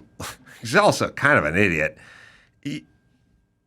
his thing was, he's walking with the lady and there's a puddle. So he takes his coat and puts it in the puddle. I don't feel you'd be impressed, Jodi, walking with a retard who takes his fucking park off and lays it in a puddle in a horrible street. Also, by the way, that's when they had horses would just shit in the street back then. I mean, that was a disgusting puddle. I find it hilarious, but just walk around the puddle. Why do you have to walk in that right there? You put the jacket down. That jacket's ruined. Wouldn't you just walk around? Yeah. Yeah, so I know. I'd rather he was just pick saying you up and take my buckled shoes and walk them through the puddle. Or say, Jodi, there's a puddle. Yeah. Let's go around. Yeah, I will give Sir Walter Raleigh this. Maybe there wasn't an easy escape to avoid this puzzle. But was he locked up because of this? No, there's other things involving streams and other bodies of water. He didn't draw the proper path. He managed to displease both the Queen and her successor, James I, and so he found himself a prisoner of the Tower of London. Oh. No, what do you mean no less than 3 times they took Sir Walter Raleigh. Well, the judicial system was a little different back then. You could displease people, and they'd be like, all right, well, we're putting you in the tower. You displease the wrong people. That's right. You can displease a blacksmith. Okay, are you sure? But the Ketamine Queen, cannot displease her. You displease her, you're going into the tower. Yeah. His family could visit him. Oh. And after his last release, he was killed pissing off the king again. He couldn't stop. Oh, he couldn't stop. We all went to high school with the dude. That guy. My buddy Ray did the same thing. Keep getting detention, and then they come out, and they get detention the very next day. It's like when the cop, he's like riding shotgun, and you get pulled over, and you guys had some beers in the car, and then the cop goes, we'll let you off with a warning, and he has to yell, no one's robbing any banks, and then you see the guy turn back around. Like you had to piss off the king, didn't you? God. And where was his immediate family, like Sir Walter Raleigh? I think he probably wanted to get away from his family. If they could come visit, he was in a tower. He was having a great time. He gets out of the tower 3 times. And then he gets killed. Then they're like, you think his wife or Sir Walter Jr. would be like, listen, just fucking keep your mouth shut for 10 minutes. Just little chip Raleigh. Yeah. Dad, what are you doing? I need to I'm going to have to do some deep diving. I need to know what he did to displease the Queen. To displease the Queen, he married one of her ladies in waiting without her permission. Oh. So that was you could be locked up for that shit back then. Jesus. Yeah. Maybe he didn't eat good ass. Yeah. Wait, so he gets locked up, but he's still married to her. He just didn't ask for permission. So he doesn't have good manners. He while locked up in the tower, he grew exotic plants and started his book, The History of the World. Oh my God. This guy loved being in the tower. That's all he wanted. He just wanted a little peace and quiet to you don't do write shit. a book in the basement. No. Tower down to the dungeon down and there. he started a plant. What? What did he do? Greenhouse? Like a tower greenhouse. Yes. Yeah. Beautiful. Yeah. It was alleged that he threw his coat down for the lady to walk. Maybe not his wife. Maybe for another lady. For a guy with great manners, he pissed off the Queen a lot. A lot. And her successor. Yeah. So the Queen left, and she's like, now you got a clean slate. And he was like, fuck this guy. He pissed off the Ketamine Queen the second. Right. And back to the tower he went. He wins because he's got to take care of his orchids. But eventually he gets Killed. hung or hanged. Yeah, or beheaded or something. They did something. They killed him. They killed him quick. At some point. I remember being in England a million years ago, and there was like, that's the Tower of London. That's for Walter Raleigh. I'd like to see that Hung Tower out. of London. Yeah. Yeah, it's beautiful. All right, it's fair. All right, one more, Joe. Philadelphia man pleads guilty to killing neighbor in dispute over snoring. A Philadelphia man stabbed and killed his neighbor after he threatened him over his loud snoring. So Christopher Casey was sentenced to 11 and a half to 23 months in county jail, followed by 3 years of probation after pleading guilty to manslaughter and possession of an instrument of crime, which I'm assuming is a knife. Yeah.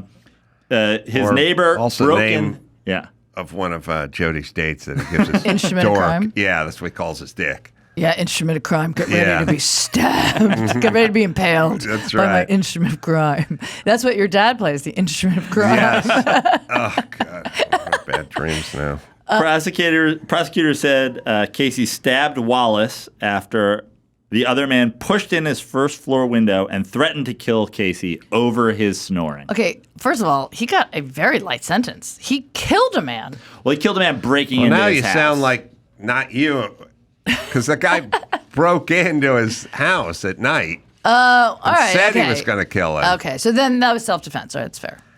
I don't know. If you break into someone's house and it's at night, especially if you announce I'm going to kill you, everything that happens after that's completely on you. I don't care if the guy has a fucking bazooka or blows you up with a grenade. Course. Like you broke in. I get the part where the kid climbed over the neighbor's fence to get his Frisbee and the neighbor shot him at noon. And I go, okay, that's a little much. Yes. He just went over the fence to get his Frisbee and you shot him dead. And now we need to bring you up on some charges. Right. But I'm breaking in and I'm going to announce I'm going to kill you and you get stabbed. That's on you. First of all, how close do they live to each other that his snoring was that bad? Yeah, it was a duplex and they shared a wall. So I've actually, growing up, the head of my bed and my parents' room, we shared a wall, and my dad snored like crazy. And it's like, it's not ruining your life. Like no, it's like a sound machine. Just make it like a it's like, it's not ASMR. great. It's not great. It would keep us up at night, and we'd give the bang on the wall, and then he'd wake, and then you'd try to fall asleep before he fell back asleep. What would your mom do? My mom would sleep in another room. Oh, really? Down the hall. She avoided Maybe it that's that just way. a ruse to get her into the other room. He kept it up after she was gone. So I don't actually. Snoring doesn't bother me. I can sleep through it. I don't know what it is. It's almost that like a on sound your machine. profile. I should. Yeah. I bet ass eater guy snores. He definitely snores. Oh, he's heavy set. He's got so much mucus in his nose. After the feast. Yeah. Something's in his teeth. Yeah. That guy's loud, and a lot of guys snore. I'm not a snorer, but I can have a bad night. Yeah. But I can't sleep through a can't? snore. Oh my God. I went one time with Jimmy, who can do some snoring, and Big Tad, that huge guy from K-Rock. He definitely and snores. Big Tad's big brother, and we They all snore. shared the same room in Vegas. An orchestra in your room. All three of them were just going hard. It was three big dudes going hard, and me just laying there, just staring at the ceiling. Oh my It was God. well, when you don't brutal. get a break between, because unless they're all synced up, you're not getting a break from the snoring. No, Now they you're were just, like, not. They were constant. not synced up. Yeah. I don't see. Here's the thing: people can fall asleep with sound machines That's and the all thing. of that. So then, why can't we just, be like, okay, that's a sound machine? It's like white noise. You know what I It's mean? weird. I had a sound machine back before they're all, apps Right. and things like that, like Sharper Image, Right, yeah. 1999. And I'd put it on the rainforest Mm-hmm. thing. And the problem was I could hear it loop Oh yeah. because they only have enough They're better bandwidth. now. They're better now. They had enough bandwidth for about 35 seconds of original rainforest, and then it would loop. And it didn't make a jump cut. You just heard it starting again, and then I would just lay there in bed and hear the pattern release, pattern. and I'm like, Jesus fucking Christ, am I nuts? Like, Yeah. how badly do I not want to go to sleep? That I have to sit here and focus on this loop of a machine that is supposed to put me to sleep. Oh, those are the worst. I hated them. I don't listen to them now, but obviously when I had my daughter and she was sleeping with me when she was a newborn, we had the sound machine on. At first I was like, I'm not going to be able to fall asleep. And then I can, obviously. I don't like it, but now they've got all these different noises. Yeah, They- you can white noise, brown rainforest. noise, all of these noises. Yeah, rainforest. There was a time where it was just Ocean. the Miami sound machine. That was the Yeah, only that was option. all we I had. could always And the fall asleep rhythm to would always that. get you. I mean, good God, I love that Gloria Estefan. Yeah. But yeah, you would think with your neighbor these days, you could get a white noise machine. It's 2024. They had other You know what I issues. mean? You don't They had decide other you're going to issues. kill someone because they're snoring. Yeah, this guy, I'm guessing like maybe borrowed his pocket watch or a Spats or something Definitely earlier in the borrowed week something, and never didn't return returned it. them. Something, some Grey Poupon, did not return it. Something like that. There was history. There definitely I agree was. with Jodi. I was an apartment manager for 12 years. Oh, my and God. Let me tell you, some people, though, are so sensitive. They would share a wall, but like I'd get complaints like, they're walking too loudly. I'm like, what am I supposed to tell them to stop walking? I don't know. Can I say this about the apartment dwellers out there? Yeah. I'm going to file you guys under the people who I used to put an ad in the recycler newspaper. I'd be selling one of my mini trucks, I'd have a Nissan, 84 Nissan, standard bed, whatever, cab, pickup truck that probably retailed at the time for $6,000 new. I put it in and I'm trying to get 1,800 or best offer, right. And then people come by and they'd look at it and they'd go, what happened here? And I'd go, it's a scratch. And they'd go, what happened? I love the inquisitive. Anyone who looks at a ding on the side of your car and goes, what happens here is an immediate asshole and should be locked in a tower. It's the car's 7 years old. Maybe a shopping cart. Yeah. Maybe another door. It's got a ding. What happened here? And I'm like, it's a used car. If it wasn't a used car, it would be $6,200, not $1,800 or best fucking offer. So just fucking buy it or don't. But don't go, what happened here? And if you live in a fucking apartment and there's 30 units and you're a fucking loser, be prepared. Yes. You're going to be some heavy walkers. There's going to be a guy playing some ranchero music after 9 p.m. There's just shit is going to happen because you're an idiot who lives in a fucking apartment. Do not expect to live there in complete silence and solitude. If you wanted that, you would have to purchase a home and live in your own land somewhere. But you can't do that. You live in a place with 28 other units, and then you're like, the guy comes in after the second shift, and his door's always like ka-chunk. The door. And it's the door's ka-chunking, and it's like, yeah, because you live in a place with 28 doors that is the size of a medium-sized home. Yep. But the footprint of it is the medium-sized home. But you have 28 units in that same thing. So take the complaint bag and shove it up your ass. Yeah, it was pretty bad. My girlfriend in our last apartment was complaining about the woman above us. Oh, she's like, is she wearing high heels all day? And the neighbors across their music. So then we move out of town. We moved up to Ventura County. We get a house, and now we're so far away from everything. I go, that's right. You got two fucking options here. I can't afford to buy us a house in the Hollywood Hills where we don't share a wall with neighbors. So you can live in a fucking house out of town. Yeah. You can live in an apartment under high heel lady. I chose the 4th floor of that apartment because I didn't want to hear people above me, but I would hear people beneath me and it would never bother me. I just didn't care. It actually gave me a sense of comfort. I'm not alone. There's also stuff where people are on different schedules. I'd be like, I had I was to a bartender. 2 sets last night. I get home to 1 in the morning. 7:15, the guy's got to fire up a blender. It's like, because he's getting up. He's getting up. He's fucking normal, and he has a job, and he's making his fucking protein drink. And yes, you hate it. Yeah. But you come home at 2:30 in the morning, and he gets up at 6:45. So the apartment that I lived in, which was in the Miracle Mile, had an apartment very close. The alleyway was very, very narrow. And we would hear, that was annoying. We'd hear everything that was next to us. And that was just more of partying and sex. There was this one girl, this is a true story, everyone. She would have sex and it was just not believable. This woman I don't know how many orgasms she had, or I think she was just inflating his ego, but it was terrible. What year was this? This was 10 years ago. Oh, 2014? Yeah. I used to see a lady over right off of Wilshire. So weird. Is that off of Wilshire? Yeah, right there. Yeah. Oh, there's the Calendars, not the Marie Calendars. The Calendars restaurant. Calendars, that's right. I live go right there by the sometimes right, after that's a good, weird. good thrashing. Let me tell you. I'm not saying it was. I'm not saying it was you either. But all I'm saying is this guy, friend, this guy's ego. a lady friend. This woman. So this woman one time, it was so loud. It must have been in the 1 in the next morning. building. So it's in the next building. So it's a window. My window to my bedroom's here, and the window is at a stone's throw. Yeah. And I could hear this woman. Everybody could, because it also the way the buildings are, it's just trapped in the alley. Put a towel over the window. It's something to absorb the sound. Here's the thing. Jodi just stabbed her. I just stabbed her. I was like, I'm going to kill you. She was so loud, and it was like porn screaming. It was porn screaming. So one night, it was 1 in the morning, I heard her. She's like, ah! It was so much that this guy thinks he's the best fucking lover ever. Anyway, the people underneath me start screaming, "We can hear you."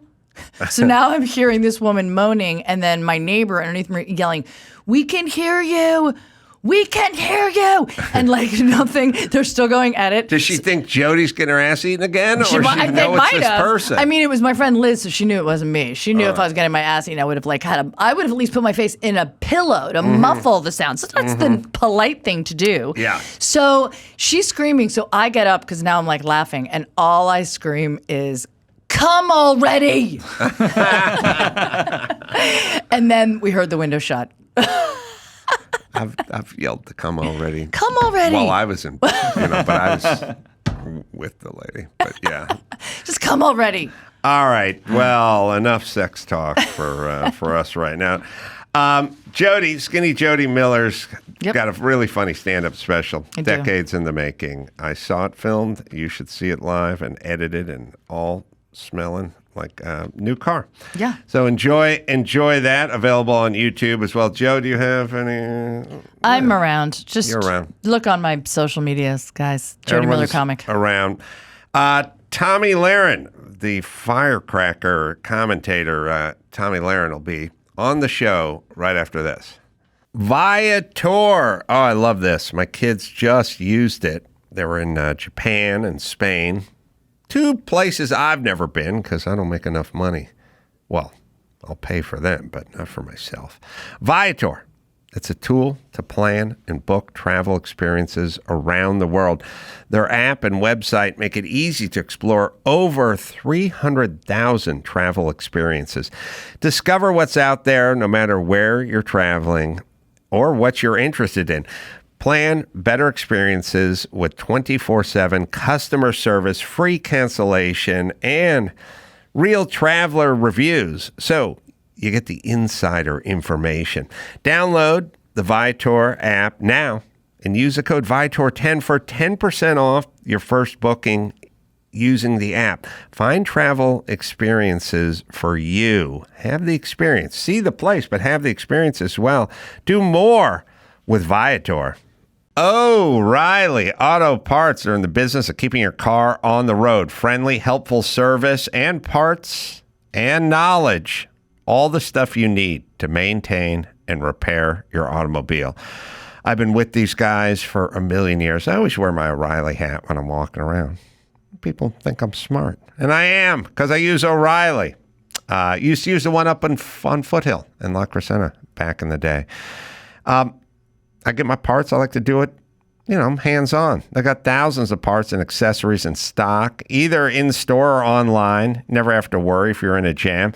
The team at O'Reilly Auto Parts can test your battery for free in or out of the car. If it needs to be replaced, they'll help you find it and just the right battery that'll work in your vehicle. Also, windshield wipers replaced, brake lights fixed, quick service. They'll help you find the right part and point you in the right direction of a shop that can help you install this stuff if you need it. They're professional parts people. That's what they are. So if you're a do-it-yourselfer, you can go in and do it, or you can go online and get your stuff. At O'Reilly, it's easy. Stop by O'Reilly Auto Parts today or visit them online, O'Reilly.com/Adam. Yeah, let them know I sent you. O'ReillyAuto.com, O'ReillyAuto.com/Adam. Tomi Lahren is joining us. Tomi has a show. I've done her show a few times. I was enjoying myself. It's on Outkick.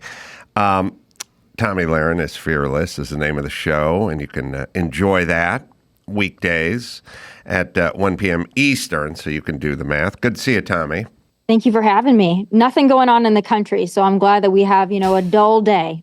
Well, I have to say, I just got off the road and was in Monterey for the car weekend, racing a car and doing all things car-related, and literally have not tuned in to the TV or the news, any form of almost anything. And I'm fine with it. I think everyone needs that on occasion, but when it's your job to comment on it, then you really have no choice. Yeah, so I know you're outspoken. I know you're conservative, and I think of you as amongst the new breed of folks that are outspoken conservatives, because the old breed would occasionally apologize or take a step back or try to satiate these people who were encroaching upon them. But I don't think that works anymore. Do you?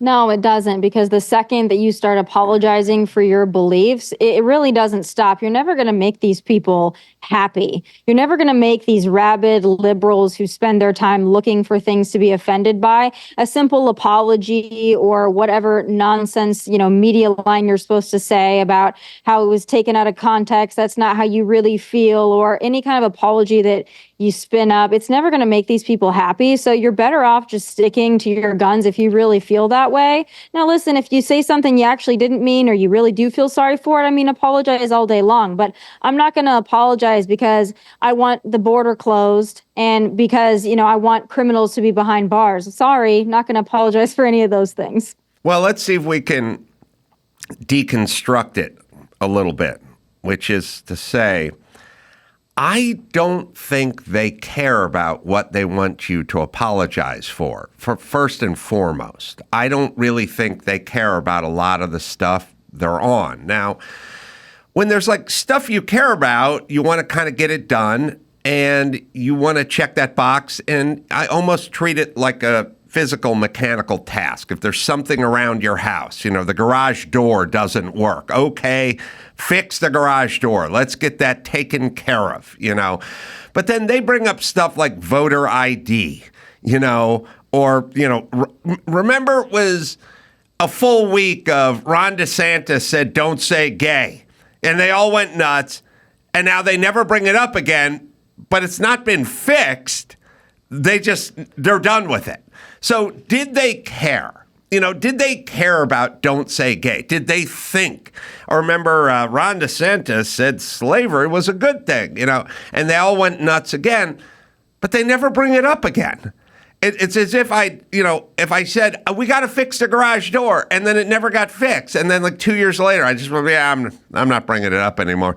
I would be on it until it was fixed, and I would be talking about solutions. We got to get a guy out. We got to pay that guy. He's got to fix that garage door. I wouldn't just be yelling about the garage door and then just go take a nap. I would actually do something. If I wanted black people to get IDs, I would figure out a way to get black people IDs instead of just pontificating about it. So I don't think they care about 3/4 of the shit they talk about. I don't think Joe Biden gives two shits about the trans community. He has no idea, does not care. He's an 81-year-old man who never even heard about it until his 77th birthday. He doesn't care. They don't care. They don't care about you apologizing or me apologizing. They don't care about any of this stuff. That's what we always have to understand. I think that they get some kind of validation by punishing people or causing people to lose their jobs or causing public shame. I think that they enjoy that mob mentality. And I think that the real reason this started was because in 2020, people were bending over backwards, apologizing. They were apologizing for being white. Just like, hey, listen, because of George Floyd, I'm just sorry I'm white. And let me post a black square because that'll show that, I'm sorry I'm white. Even though he had nothing to do with the death of George Floyd by just being a white person, 2020 really gave rise to all of this. And that's when the cancellations of everything started. They were going after Uncle Ben's, Aunt Jemima. They had to change the name on Dove products to go from dry skin and normal skin. Well, what's normal skin? Everything had to change because 2020, everyone was so hypersensitive. And we let these people really take a grasp and take the reins on this country. And ever since, they're never going to give those reins back because they discovered in 2020 that it worked and that cancel culture was the most powerful tool for people who actually have no power. But if they become a mob online, somehow they have this power. And that's why they're never going to let it go. Yeah, the only way to deal with it is a lot of mocking. It's funny. It's not enough just to not apologize. You have to go into mock mode, like Elon Musk mocks them constantly. You must mock. It's sad because you didn't think, mocking should be that big a part of your adult life. But as it turns out, they need to be not just sort of tuned out. They need to be sort of shut down in a sort of J.D. Vance interview kind of way. They need to be essentially gone after and mocked. And I think it's pretty effective. I mean, if you think about it, nobody from J.D. Vance to Elon Musk to you or I to Joe Rogan or whoever else, there wasn't a whole lot of mockers, 5, 8 years ago. Now everyone is mocking these people, and it's kind of effective, I think. What do you think? Yeah, I think it's effective too, but I think that people that have a big platform or people obviously like an Elon Musk or a Donald Trump, they have the resources to mock people and they can still keep their wealth and their jobs and for the most part, their platforms. I mean, Joe Rogan obviously was able to hold on to his platform through the whole COVID disaster, though they really tried to go after him. Dave Chappelle being another one who refuses to apologize for making jokes about what people are so concerned about, LGBTQ jokes. But I think for the average person out there, people are still really concerned with being called a name. And that's why conservatives will never gain a cultural foothold, at least at the local level or at the citizen level, because they're so afraid of being called a name because they can actually lose something. And that's what I think needs to change is people need to realize that there are strength in numbers and you don't have to have a giant platform to push back. You just have to find your community of people out there who think that these radical leftists are off their rocker and you have to stand your ground. But it's really hard when you don't have a platform or you really are concerned about just losing your job. So for you grew up in one of the Dakotas, South Dakota. Yes. You grow up thinking you're going to be doing what? Well, probably this. I didn't expect it to go the way that it's gone. I didn't expect to be going into my, 8th year at Fox News at age 32. So it happened for me earlier than I expected. But this is always what I wanted to do.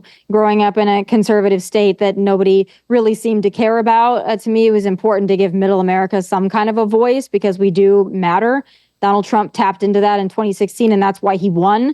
So that's why I've always wanted to do this. And I know there was a dust up with you and Glenn Beck and The Blaze and The View and your comments about abortion. Can you tell us what happened with that situation? Well, see, that seems like it was so long ago at this point, but back in 2016 and 2017, obviously the election of Donald Trump, I was the only person at The Blaze who was a fan of Donald Trump, by the way. Everybody else hated him. They've since kind of changed their opinions, jumped on the bandwagon. But back then, I was the only Trump supporter in the building, and they didn't like that at all. And then Donald Trump wins the election, and then it was really a target on my back. So it was whatever we could do to get Tommy out of here because she was right and we were wrong, and Trump's our president. So now what do we do? But then, I went on The View. I walked into the Lion's Den, and I said what I've said for many years prior to that, which is that I'm for limited government. So for that reason, I am pro-choice in that I don't believe in government intervention. I don't believe the government does anything well. And then it was like, okay, well, now you're fired from The Blaze. And then they wanted to really go after me and delete my Facebook page. And it just got really petty. I never thought I would be battling like a 60-something-year-old man for a Facebook page, but that's where I found myself. So it's been a long time since then. I'm over it. I'm not sure he is, but it was an interesting time for sure. Yeah, well, the never Trumpers are an interesting breed, and they're on both sides of the aisle. And I just feel like there's so much of their own persona tied up in the whole Trump equation for them. I like Trump's policies, but I'm not really tied up in Trump, as a human. And it's the same way with like Barack Obama, whose policies I didn't like, but I wasn't tied up with him as a human, And it's an interesting process where people get tied up as a human with Trump versus a person who makes policies who they're never going to be in the same room with. You know what I mean? Like there's a strange, I think it's a narcissistic disorder. It's kind of on both sides, certainly more on the left than to the right, but there's definitely some prominent right-leaning never-Trumpers.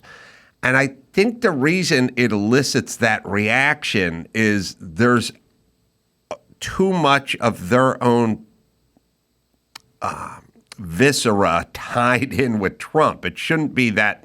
You shouldn't be that connected to Trump or Kamala Harris. I mean, I hate Kamala Harris just because I think she talks in circles and is a nitwit, and it's mainly insulting to the people she's talking to. You know, I think she thinks she's telling them some BS that they want to hear, but it comes across as sort of demeaning and insulting. And I think she would be destructive, but I'm not really tied up in her as a person. I think Trump somehow brought that out in people. And once you get invested as a person, then somebody who disagrees with you needs to be destroyed, versus not being tied up where you go, you voted for Obama, I didn't vote for Obama, but that's about the end of that discussion because we're not tied into the person. I think hating Trump became a religion for a lot of people who otherwise didn't have religion, maybe other than climate change and abortion. But Donald Trump, for them, it really shook their world because nobody thought it was going to happen. I think that's why people were so upset, because the media was just telling them that Hillary was inevitable and there's just no way Trump could win. And they underestimated him. And then when he did win, it threw everything so off balance for these people because they felt like they'd been lied to. So they took a personal stake in it and an emotional stake in it. But also on the flip side of that, there's a lot of people that are Trump supporters that will be Trump supporters forever for the rest of their lives, no matter what, because they love Donald Trump so much. So I think a lot of people have their emotions tied up in politics. And it was really never that way before Donald Trump, because politicians were just politicians. But people, they fell in love with what Trump either did or didn't do, or their love or their hatred for him. And it's never going to be the same ever again. Yeah, I'm worried a little for this country, not because of Trump vote versus Kamala Harris vote, but more of an emotional good vibes vote versus a pragmatic kind of boots on the ground kind of approach. And there's a little, there's room for both. I think back in the day, and you tell me because you're female and you're young, so you'll probably have thoughts. But back in the day, a politician would say, we're going to open the Keystone Pipeline and get the power and get the energy this country needs, and we're going to stiffen up the border, and we're going to lower taxes, or whatever it is, deregulate the fishing industry, or whatever. They'd say a bunch of stuff, and then at some point, he would kiss a baby. Someone would hand him a baby, and they'd go, and they'd go, oh, look at him. He's got all this good stuff, and he kissed the baby. That's sweet. Now, the kissing the baby part didn't have anything to do with policy. We just went, he looks like a good guy. Now, the kiss the baby part has become the Democratic Party and their policies. I don't even know what their policies are. It's all kiss the baby. And I'm like, yeah, we need a whole bunch of policies, and then you can kiss the baby. All you guys do is talk about kissing babies, and I have no idea what the policy is anymore. But then I also realize there's just a younger and younger demographic in this country that likes the kiss the baby part. We're going to dance. We're going to be joyous. We're going to bring dignity back to this country, and people are going to have a seat at the table. It's like, that's all just baby kissing talk. I don't know what we're talking about. We're not talking about school choice. We're not talking about the border. We're just talking about kissing babies. And I talk to a lot of younger people. It's like, yeah, I like the baby kiss. And then you go, what about the energy policy? And they're like, I don't know. But she's kissing babies. Couple of things there. I don't think the Democrat Party is too pro-baby, so you might have to change that analogy, because of their stance on all of that. I mean, they've got a mobile abortion clinic at the DNC, so they've pretty much made their feelings on babies known. But I will say, to your point about the feelings things, the vibes, I mean, this is smart for the Democrat Party to do because our schools have failed. Schools don't teach people about energy policy or basic civics or basic economics. They didn't when I was in school, and they certainly don't now, because now they're tied up in gender expression and sexuality and they, them curricula. I mean, that's what they're tied up in. So schools have failed people. So these young people, they just want to go on TikTok and feel good. And they look at Kamala, and Kamala makes them feel good. And they feel like they can identify with her because she laughs weirdly. And that to them, they can tie that to being brat or whatever it is. And for young people, like, that's very important. Now, I think the Republican Party has done itself a disservice by completely ignoring young people. it's easy to ignore young people and just say that they're dumb and Gen Z doesn't matter, but they're going to matter as they get older. So it's a time and a place to develop a strategy for these people. And I think Trump's got to do it if he wants to win in November. Yeah, I'm just worried that not enough people are out in the real world dealing with real tangible problems, and there's too many cubicles with too much air conditioning, and people are just sort of losing their bearing, and it's all about feelings now, which is just, listen, I'm an old guy who used to build houses for a living, so for me it doesn't make any sense. But I also realize, like, the LA City Council is comprised of mostly women who want to hang around and talk about feelings. And every year we have twice as many homeless people because they're sitting around talking about treating the homeless people with dignity and nothing ever gets done. And then the problem gets worse. And I've just always had I've always had my finger on this pulse. I've always been like, something is going on. There's too much talk, not enough action. And I feel like one side just loves to sit and do the circle salad talk. And Kamala Harris is, man, I mean, she is the reigning heavyweight champion of circle salad talk, correct? Yeah, and it's virtue signaling. It's empty virtue signaling. And California is the birthplace of it, where you can feel like you've done something without actually having to do anything. I mean, Hollywood revolves around that. If you think about it, they go to award shows, they wear outfits that cost, as much as some people's home. And then they talk about what they're going to do for humanity. They don't actually really care that much about humanity. They would never give up their lifestyle for humanity. But if they go and talk about it, they feel like they've given voice or awareness to it. So they feel better about themselves. And that's what liberal politics and leftism is all about, is feeling like you've done something without actually doing something. They care about climate change, but not enough to really use a composting toilet or ride a bicycle, but they want to feel like they've done something. So if they talk about climate change, they feel like they've done something. The same thing with the homeless. If they have compassion for the homeless, they feel like they've done something. But if they actually have to go and uproot the homeless, that makes them feel bad. So they're never going to do it. But they feel like if they talk about it, at least they've made a step in the right direction. It's all about like these personal emotions and these narcissistic desires to feel like you're changing the world without having to lift a finger. Well, to me, one of the tells is when they start renaming everything. Like you start talking about the homeless problem and they talk about the unhoused individuals, and then you say a bunch of illegals are coming into this country and they go, these are undocumented workers. They just start. And if you really thought about it, if you were just dealing with a problem, you know what I mean? Like if you said, all right, we're building a fighter jet for the military and we need it to go, Mach 0.97 and it needs to carry this many munitions and the cockpit needs to hold 2 fighter pilots, and you go, but flight deck, and then you go, oh, what'd I say? You said cockpit. We say flight deck. Oh. And now we're talking about something that has nothing to do with how many munitions the plane holds or its top speed. We're arguing over nomenclature. And I think whenever I hear that, I realize, oh, that's kind of the plan. I said homeless, and you corrected me, and you said unhoused individuals, and now I'm saying, what's the difference?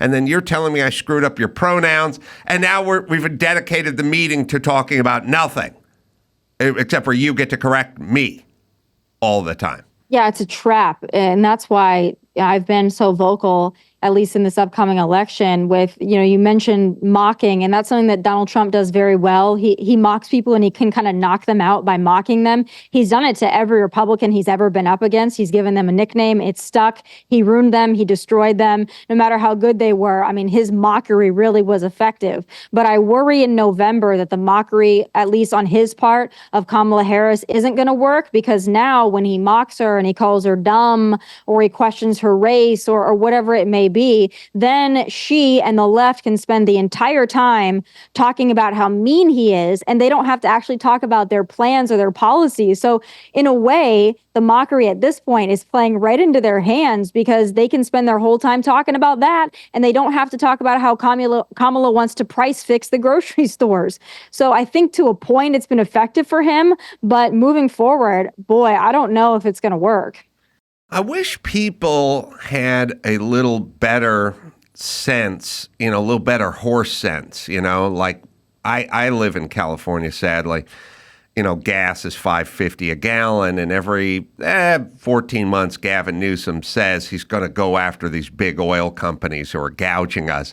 And, then a year and a half goes by and it's $5.50 a gallon and nothing ever happens.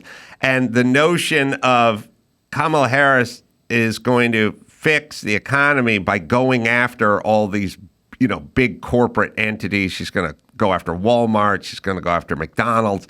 She's going to go after Kroger, and she's going to get everyone to lower their prices. And then the audience cheers. You know what I mean? It's literally, I used to joke that I could probably get elected just by saying we're going to send a message to these fat cats in Washington, and then everyone would just start cheering, and I'd never have to actually explain what I was doing or what my policies were. But it saddens me that people don't have a sort of general working understanding of the economy enough to realize that you're not going to elect Kamala Harris to tell the supermarket chains to lower the price of everything, and then talk to General Motors, and then talk to Pfizer and Upjohn and tell them all to lower their prices, and then and then go find my landlord and tell them to lower the rent, and then that's how we're going to fix everything.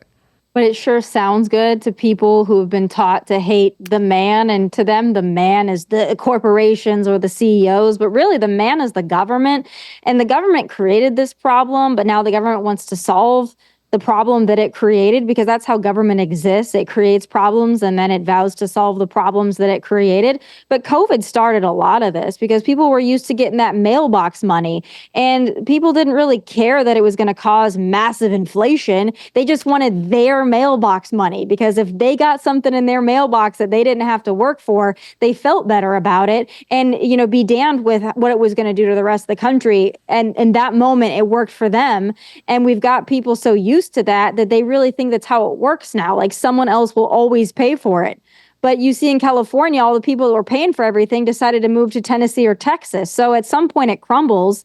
But for the moment, or the 80 days before the election, it's going to work on some people. Yeah, I was laughing with Dr. Drew on the way in, and Engineer Dawson can find that clip I like to pull up about once a year, which is Biden talking about leg room and service fees on airplanes.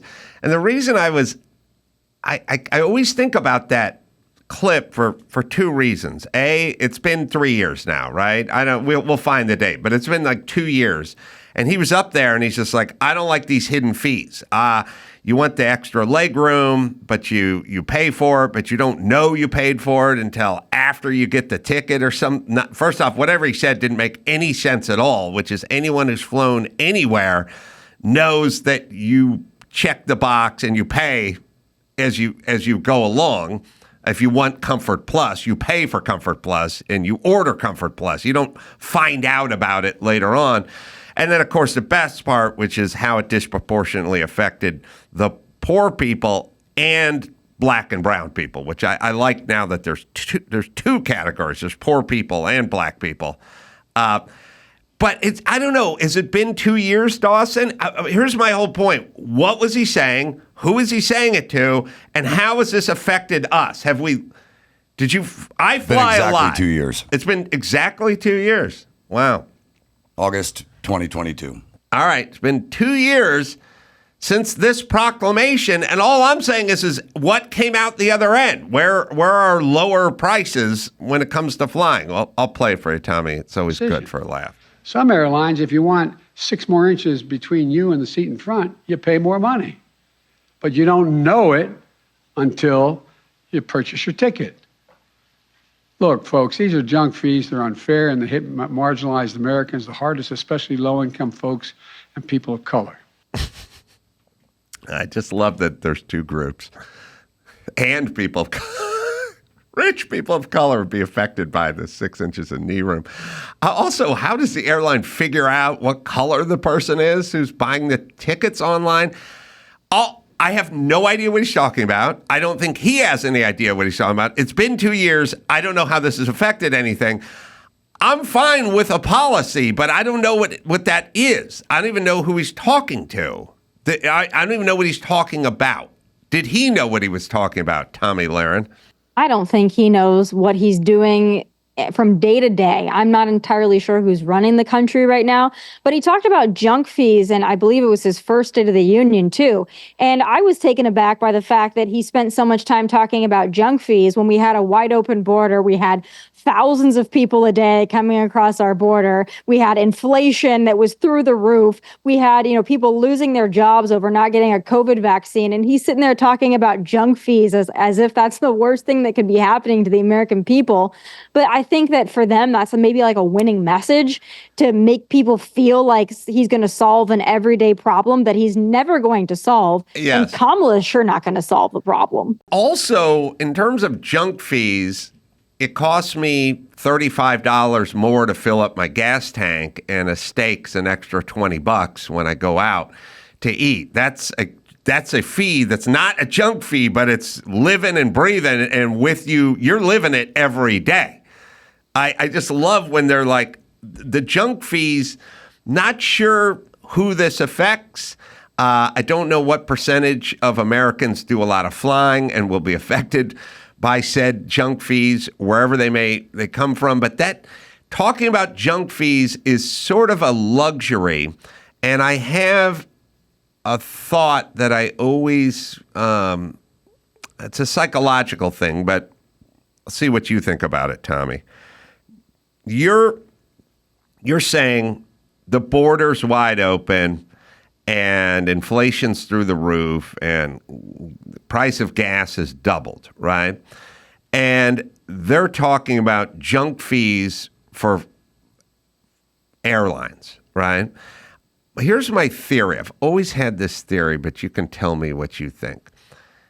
Gavin Newsom is our main man in California. And there's an epidemic with homeless people, unhoused people.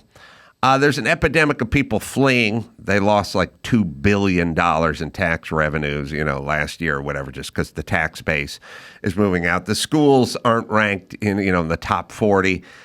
California's a shit show and a mess, right? Then he comes out there and he says, I'm making a decree. I want a third gender-neutral aisle to be put into every Target store for gender trans kids. And so you're like, well, that doesn't sound like it's going to affect that many people. It doesn't seem very impactful. It seems super unnecessary, but that's what he's talking about. He's talking about that. Meanwhile, I just stepped over 3 homeless corpses to get to the TV set so I could hear you talking about the gender-neutral third toy aisle. But then I also realized that is what you would do if you didn't want to talk about what the shit show that you created in California. He does not want to talk about the tax base fleeing or the homeless problem or gas prices or anything that he's created. So in a weird way, it's a strategy. So, because when you hear Biden talking about junk fees, you think to yourself, well, we must be out of real problems. He's choosing to talk about junk fees. We don't have big problems anymore. Well, and in Gavin Newsom's case as well, he's finally had to confront the homeless crisis. I think he's on year 11 of his plan. But my favorite part is he's so full of himself and so narcissistic that now to tackle the homeless crisis, he has his photographer that the taxpayers are paying for with a salary of $200K a year, a former war photographer, out taking photos of Gavin Newsom, cleaning up homeless encampments and picking up trash from these homeless encampments because he's had enough. And that, again, people see that and they really think that he's taking action. But I left California. You're still in California. I don't know how people keep falling for this. Like, how do people look at a photo of Gavin Newsom cleaning up one homeless encampment while his photographer is taking a photo and think like, no, now he's getting serious. I don't know why Californians keep voting for this, but I don't think they'll ever stop. Californians have Democrats that are so ensconced and entrenched into that world that it really wouldn't matter who, how long, how bad, how low can you go. They just would never vote for someone other than a Democrat. My family of origin is probably that way. They just, before my mom passed away, she just said, look, I don't know who Larry Elder is, but I know who Gavin Newsom is. He's a Democrat, and that's who I'm voting for. And they don't care. Which is again, it's a kind of a narcissism. It's not kind of a narcissism like you'd think, big and boastful and, wearing a pinky ring and a gold nugget watch. But it's a kind of I can never be wrong. I can just never be wrong. And really what you're saying, you're basically saying to people of California to vote for someone other than a Democrat. You're basically saying to all the people who got COVID wrong, admit you're wrong. And they're like, hey, we didn't have information at the time. And you're like, admit you're wrong. You did not know anything about COVID. You're wrong about everything. We didn't have the data at the time. You know what I mean? They won't do it. They can't do it. It's like the same people. Those people who tried to bully all of us during COVID should be apologizing to everyone right now. None of them apologize. And the same people who voted for Gavin Newsom should be apologizing. They will not. And when the next COVID thing comes around, they will go right back to trying to bully you and tell you to wear your mask outdoors and put the police tape around the swing set at the beach. And we're voting for Gavin Newsom. That's who they are. They can't admit they were wrong. No, and they probably never will just take a chance on a Republican. Republicans have been elected in California, as we know, but I think that it's so far gone at this point that it's going to have to completely collapse. And then maybe people will try something new. But I don't know. I think at that point, all the people that maybe could make a change will have already left. And you'll pretty much just have illegal immigrants and homeless people, and then the few remaining people that are clinging to their mansions. But everybody else is going to be gone, and then it's going to completely collapse. And then maybe at that point you can start anew. But I think it's going to have to get to that point before anybody changes their vote in California, which is why for a long time I said, stay in California, fight the fight.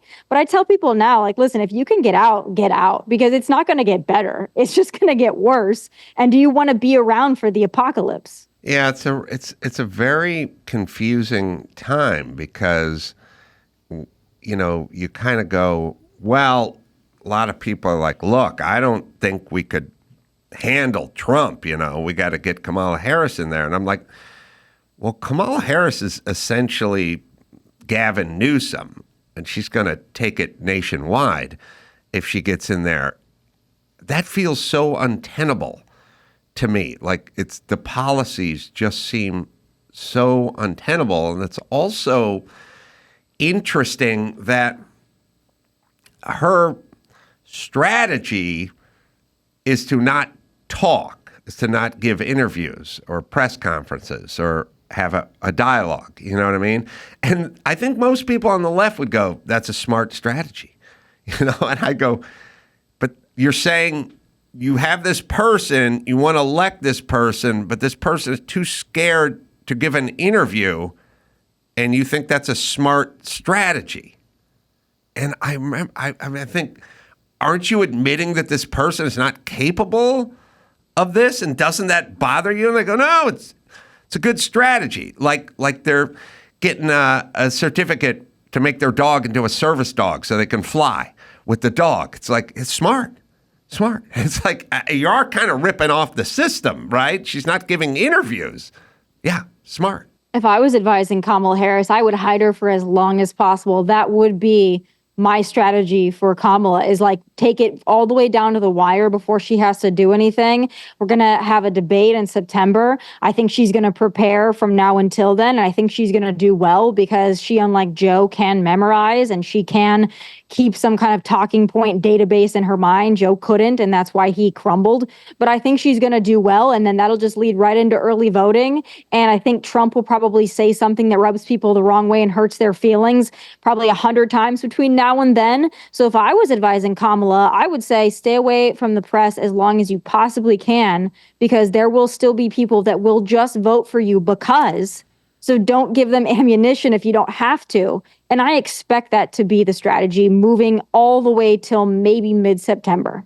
Yeah, no, I agree. It just feels like it would be off-putting to people who are thinking about voting for her, that your person does not want to give interviews and express their policies and opinions on things, should be disqualifying for me. If I was saying, I need you to vote for this person, I'd be like, well, I need that person to sit down and talk to somebody, and I want to hear what their thoughts are and what their policies are. I don't get why. I get the strategy part of it, like, oh, that's a good strategy because she doesn't have any policies and she's liable to say something insane. But it should be a deal breaker for voters. It should be, but we have to remember that a lot of these same voters were going to vote for Joe Biden. It's so true. What bothers me is I think there's a lot of overconfidence on the conservative Republican Trump side, just thinking that this is going to be maybe not easy, but easier than it's going to be, because these people were going to vote for Joe Biden. Even after June 27th, where he said people were getting raped by their sisters, people were still going to vote for Joe Biden because they hate Donald Trump that much. So I think in the calculation of these people that are going to vote for Kamala, like, they'll vote for anybody but Donald Trump. They really don't care who it is. They really don't care what the policies are. Like, they just hate Trump that much. They would have voted for a corpse. Now you bring Kamala in and at least she can stand, and that's the bare minimum, and they're willing to do that. And there are a lot more people out there than we realize that are willing to do that because they just hate Trump that much. They don't really know why they hate Trump, but they just know that they do. Yeah, I always think it's a kind of feminization of the country that I've been thinking about for a while. It's just more feelings-based, like, oh, screw it, I hate that guy. And then you go, yeah, what about policy, though? And they go, I don't care about policy. I don't know what his policy is. I don't like that guy. It's more of a feminine way of thinking. You and Megyn Kelly and folks like that do not really suffer from that, but Gavin Newsom does, and Justin Trudeau does. Oh, just watch the way Justin Trudeau crosses his legs. You just watch the way that guy crosses his legs. And I realize that we're just more, feelings-based than we're getting more and more feelings-based every passing year. And I think Republicans sit around and they go, look, we got all the policy here, so we're going to win. And I want to say to them that would have been true in 1972, but not in the good vibes world. They want good vibes and joy. And Republicans are sort of, a lot of them, I think, are like, look, we got a bunch of great economic policies and energy policies and border policies, and these guys are having a dance party. And I'm here to tell you, much of this country is voting for the dance party. Yeah, they will. That Trump campaign can fix this, though, because Trump, as much as they demonize him, like, on a one-on-one level, he is a likable person. And he has been for, his whole life until he decided to run as a Republican. People revered him. People wanted him at their parties. So he can do it. He just needs to get out of his own way. I don't want to hear him talking about a stolen election. I don't want to hear him talking about how Kamala is dumb. I don't want to hear him talking about how he's hotter than Kamala. I don't want to hear any of it. I just want to hear him say that he's going to make this country great and he's going to revive the country and give people something to look forward to. And if he can do that, I think that he can win this. But I think that people are tired of the doom and gloom, and so they want something aspirational. And I think Trump can provide that. He just has to understand where people are, and they just don't want to hear things that make them feel bad anymore. They want to hear something that's going to make them feel better. So he's going to have a more positive tone, and then he will win.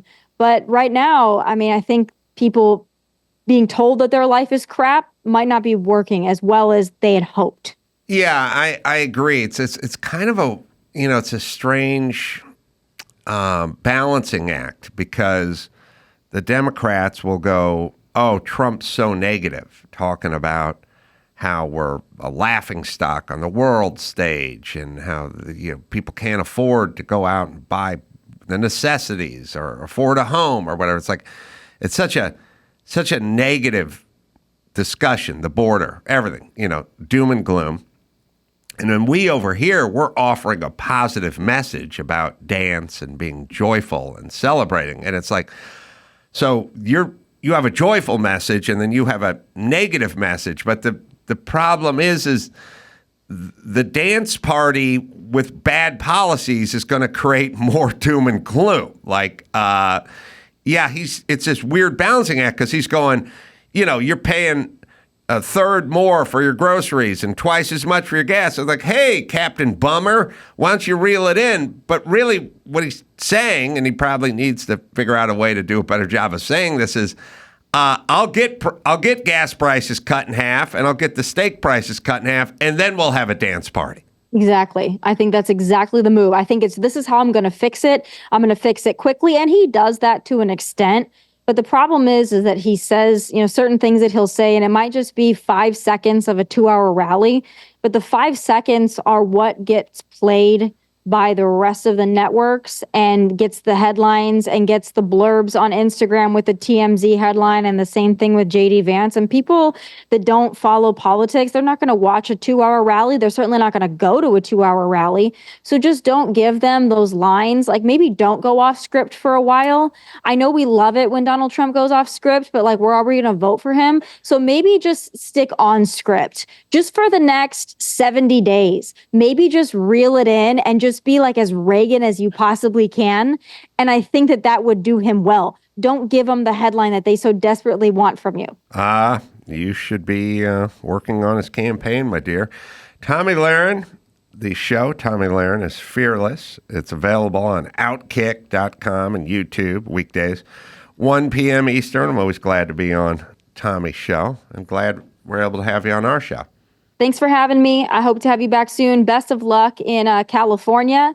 Gavin Newsom has hired that photographer, so I expect the selfies will at least be on point, and I expect a dumpster fire in the background, but at least it will be in good lighting. Thanks, Tommy. Appreciate it. Thanks so much.